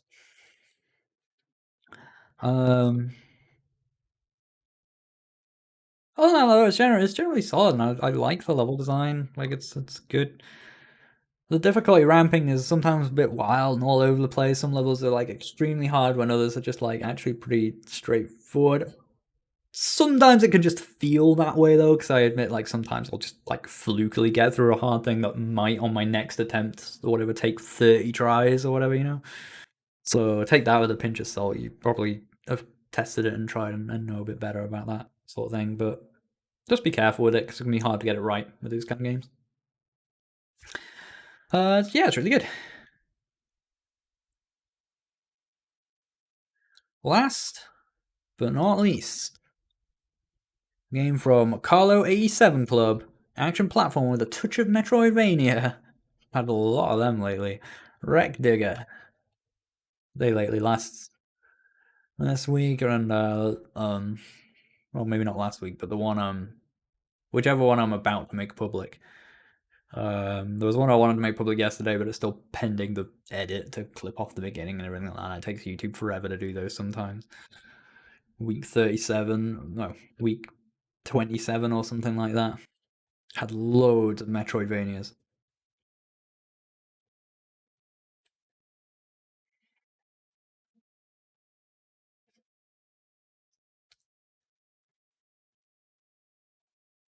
They all had the Metroidvania map, you know, like the little grids with solid pixel outline and so on. Man, my tripod today is bouncy bounce land. I need to get a new stand for this.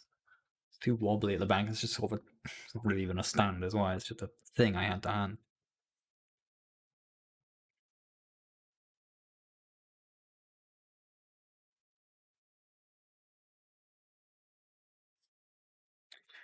Wreck Digger.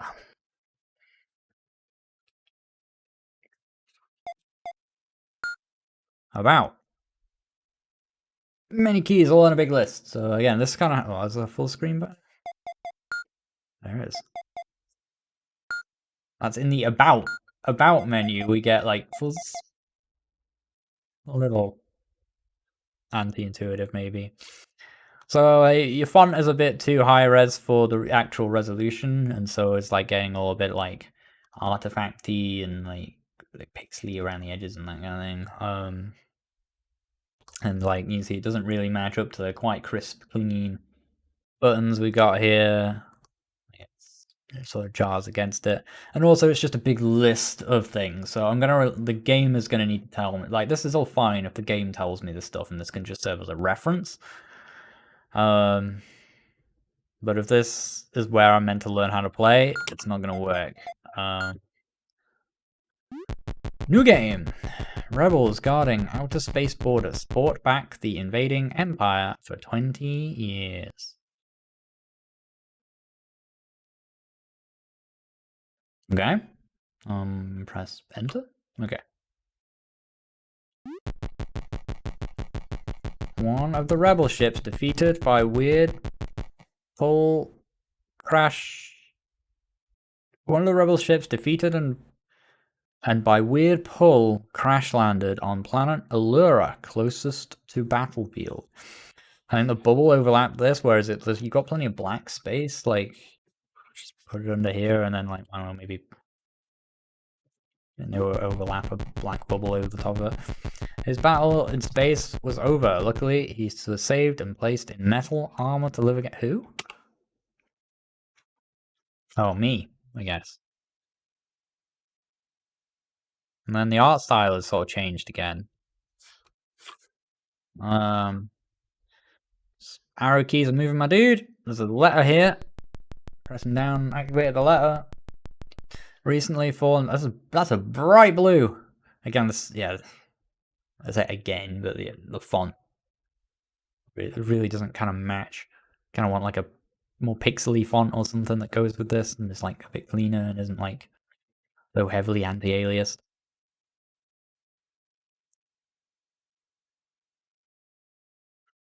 I'm in a pit. Default power. Also, you've got the same sort of sound control I actually have in Pokepoke at the moment, just like a thing up there that you can like. Nope, Zed. Of course it's Zed.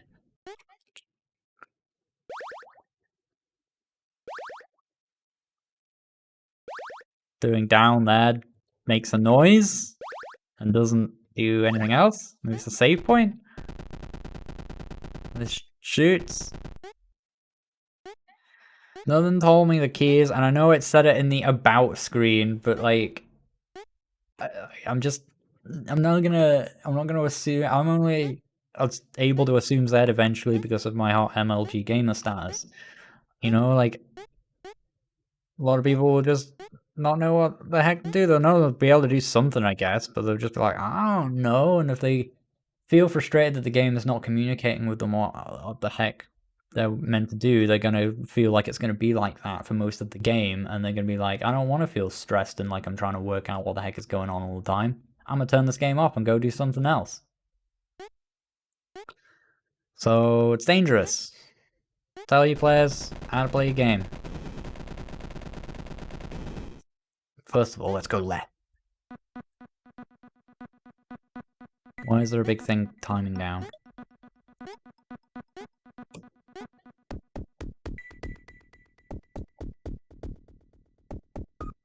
What is this music? Why does it start counting down when we're in here? It's like a green thing. Well, I can't like get any higher or anything like that. But in here it just sits at 2000. And let's go this way.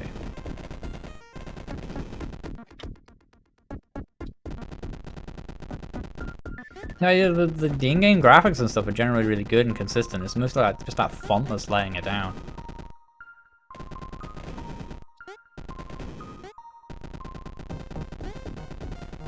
Yeah, it's like a weird chest cannon, isn't it?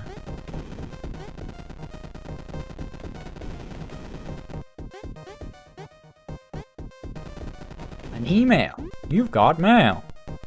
Mr. Pat's goons from Scavenger Nest. Is that what these guys are? What? Oh. Give me a little jump at the start, that's neato. What was that? What was that? What did I just get? I don't know what I just got. What's the... How do I even move between the different powers on the screen? There's no... WSAD isn't... What? S?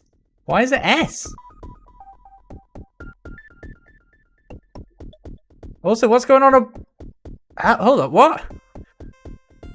Danger. And now it's gone? What is happening?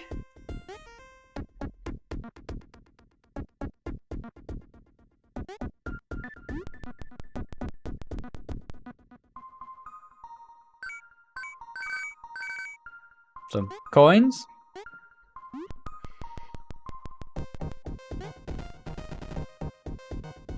That blue is super jarring.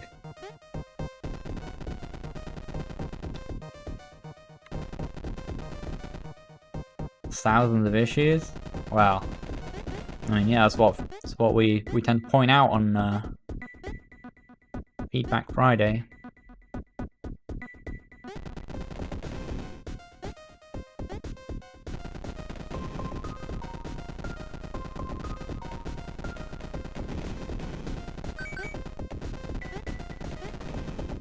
I mean, so far the biggest problem has just been not really telling me any of the controls or anything like that, other than just in a little about screen. The gameplay needs to do it, you know, whether it's as simple as little text boxes, or like, I don't know, something in the wall, or some message, you know, like, games are tricky and weird and confusing, and they have weird, dumb, anti-intuitive controls. You gotta tell the player how to... Hungry? Hungry? Wait, what is this thing now? Why does Super Sonic and this guy show up? Oh, that's just it.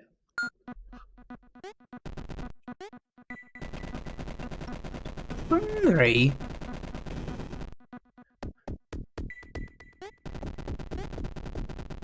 Got a point though, I am actually getting pretty hungry in real life.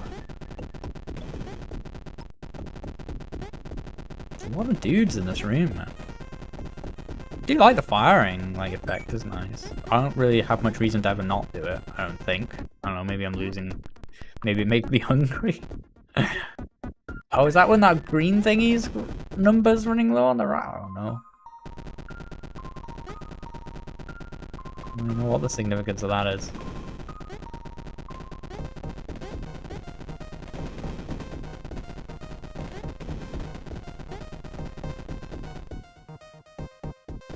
Yeah, I do notice I actually run as fast, or maybe sometimes faster than the bullets. What?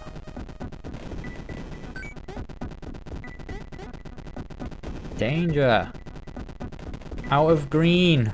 Oh, is that what causes him to show up? And then he shows up and goes away, and then like you have another countdown to him appearing again? I don't really get it, but... I don't really get why, or anything. But at least I'm starting to break down what's happening. Oh, I actually run, yeah, I do run faster than the bullet. Player bullets can go a bit quicker. So that's decent speed for enemy bullets to go at, so you have a decent chance to like react to them. Player ones, you can generally be a bit more like, yeah, they go fast.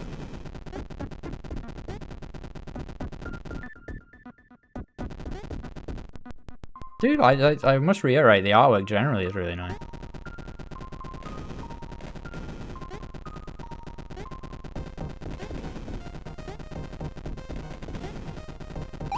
Pineapple? So I haven't worked out how we... Oh, we got that cog and now we've lost the cog and... Don't know what the cog would have done, some new power. There's so many directions, I don't know where to go or what to do. How was I meant to avoid? I don't know.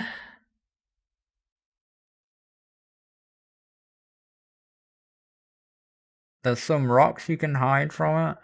What, in the level, or like... Scavenger Destroyer. But you're right, I mean, you point out the biggest issue with it there. And that it is not explained. But also sometimes it appears to show up and there's not really a whole lot you can do.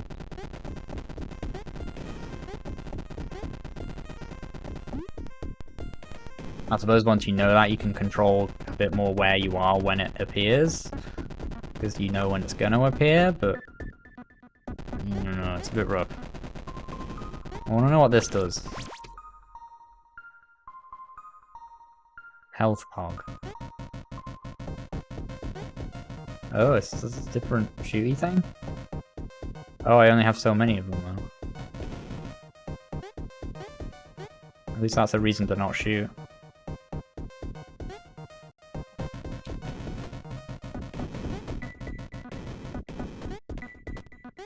Does seem stronger.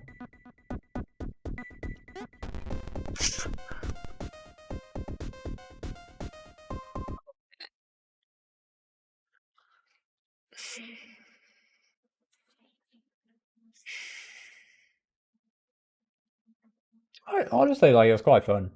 I just... There's like a short little bit of story that it's just you sort of in, there's like a million ways to go, there's a new power-up thing with a certain amount of bullets. I'm not sure what the significance of that is. Fighting things is fun enough, and just be like, okay, there's some stuff for me to fight, cool. But then there's all these different paths, I don't know where I'm going, a thing shows up that is unexplained, it just kind of kills me. I need like a vague goal. You know, like if you're gonna, especially when there's like branching paths and stuff like that, you know, give me an idea of what I'm looking for, what I'm trying to do. Am I trying to break out of this facility? Like some context. It doesn't have to be long or complicated, just anything, you know? Um, some idea of what I'm doing, and then yeah, that's a smart little tip from Wave there. Actually, I think that's a good shout. But honestly, better. I don't really like the mechanic, but if you're gonna do it like that, like that's probably a good place to start. Um,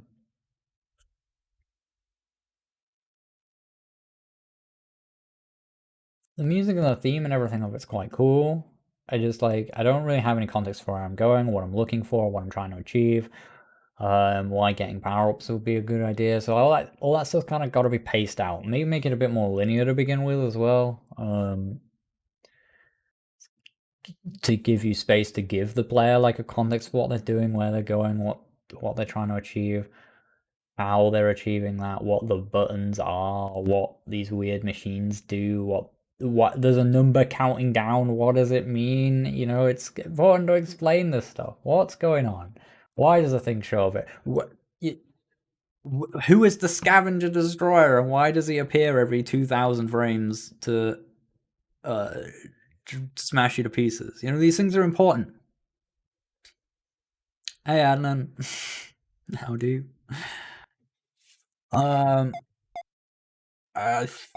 Do I have anything else to say on this one? It's just like, you know, it's intimidating. You come in here and a number just starts counting down. And I'm like, what does it mean? And eventually when we learn it makes the thing appear, we've learned what it means mechanically, but we still don't really know what its significance is. Like, should I be trying to find something to make that number go up? Are we just avoiding it from then? We know it's bad for us, but it's like,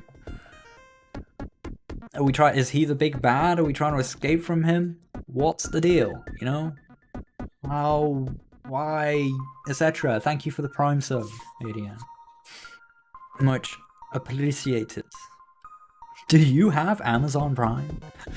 Did you know that Amazon Prime allows you to link with Twitch TV to give you Twitch Prime? It allows you to give one free Prime subscription to a streamer of your choice.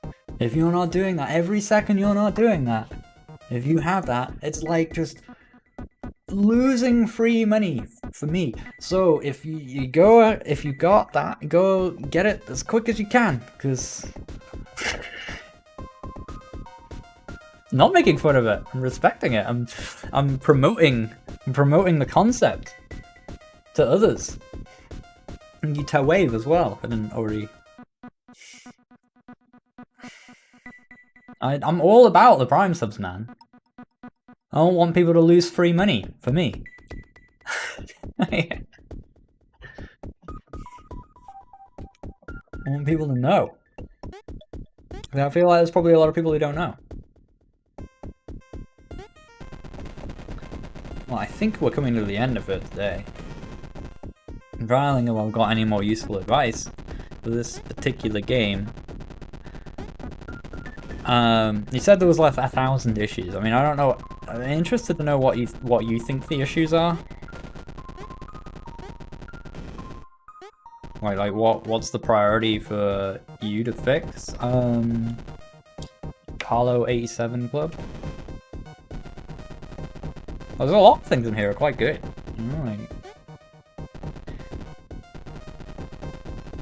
Like, the main problem is I just don't know anything. Like, I don't know. I can reasonably intuit that maybe this is my health, even though that big thing that shows up seems to one-shot you. I don't know what this bar is. It's just ominously like dropping over time. I don't know what this bar represents. I got some coins, and that made this number go up, but I don't know what they're for. There's some other type of currency called just, like screws or whatever. Can we? He just comes right for you, man. Like, what do you? He said you hide behind some rocks. I don't know. I don't see any rocks to hide behind. Called Wreck Digger. Do I dig? Is there a thing? You struggle with it being frustrating. Well, the main reason it's frustrating at the moment is just because I just don't know what's going on. I don't feel like the gameplay necessarily is hard. I just don't know what to do, you know? The music is good. Like other than the text, the art is generally considered... The text is the worst part of it aesthetically, for sure. Like, you just need a pixel font or something just to make it match, right? Let's stay at the start again. The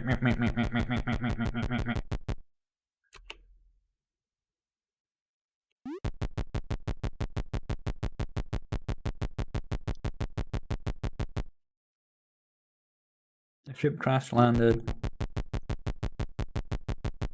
We're like fighting off an evil empire.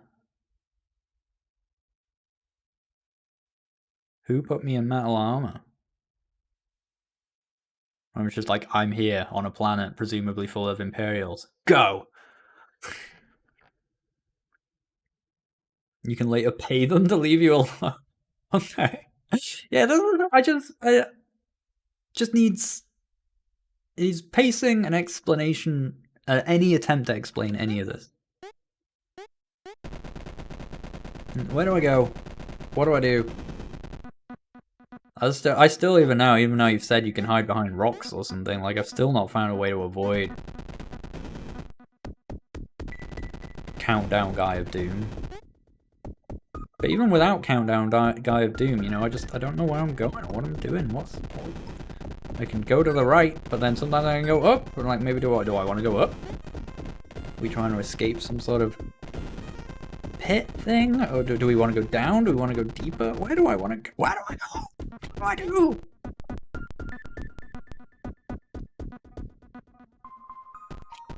I don't know what any of that meant. Were they speaking a weird language? Were they saying the crate was empty? They said Kratos empty.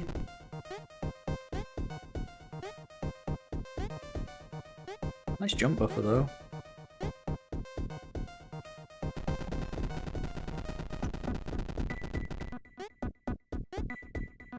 Oh, we got away with that one. We were in a screen trying. Oh god. That's a piercing noise. Why would that be the noise when it gets hit? Sounds like I'm inserting a credit into Donkey Kong or something.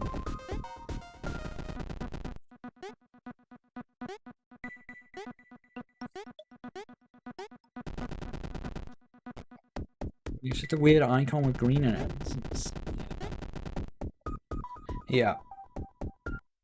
Cool game, cool general gameplay and feel and everything like that. Cool art, aesthetic and everything. Cool. Clarity.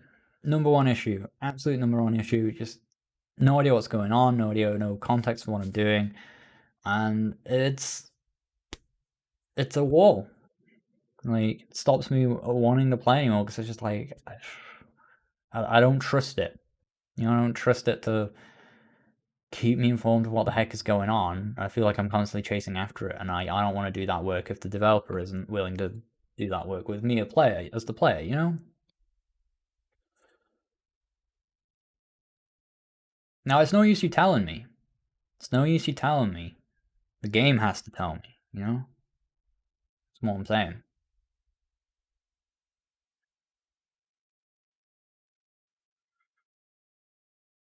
But the foundation is good. So it's... You don't even tell me how to jump. I don't even know that there is a jump. You don't even... You don't have, like, generally speaking, in platform, you don't have to tell the player how to move left and right. Generally, the players will see the thing and be like, okay, there's a cow on my screen, there's a platform. I've seen the video of this when I downloaded it, the guy moved left and right. And said, oh, we can move left and right. Generally, you kind of have to tell the player where the jump key is, because keyboards are big.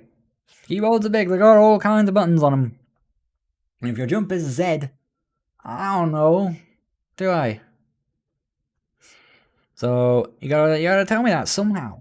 There's a million and one ways to do it. Some more intrusive than others and so on, but you gotta do something. So I gotta know. I gotta know is that gonna do the thing.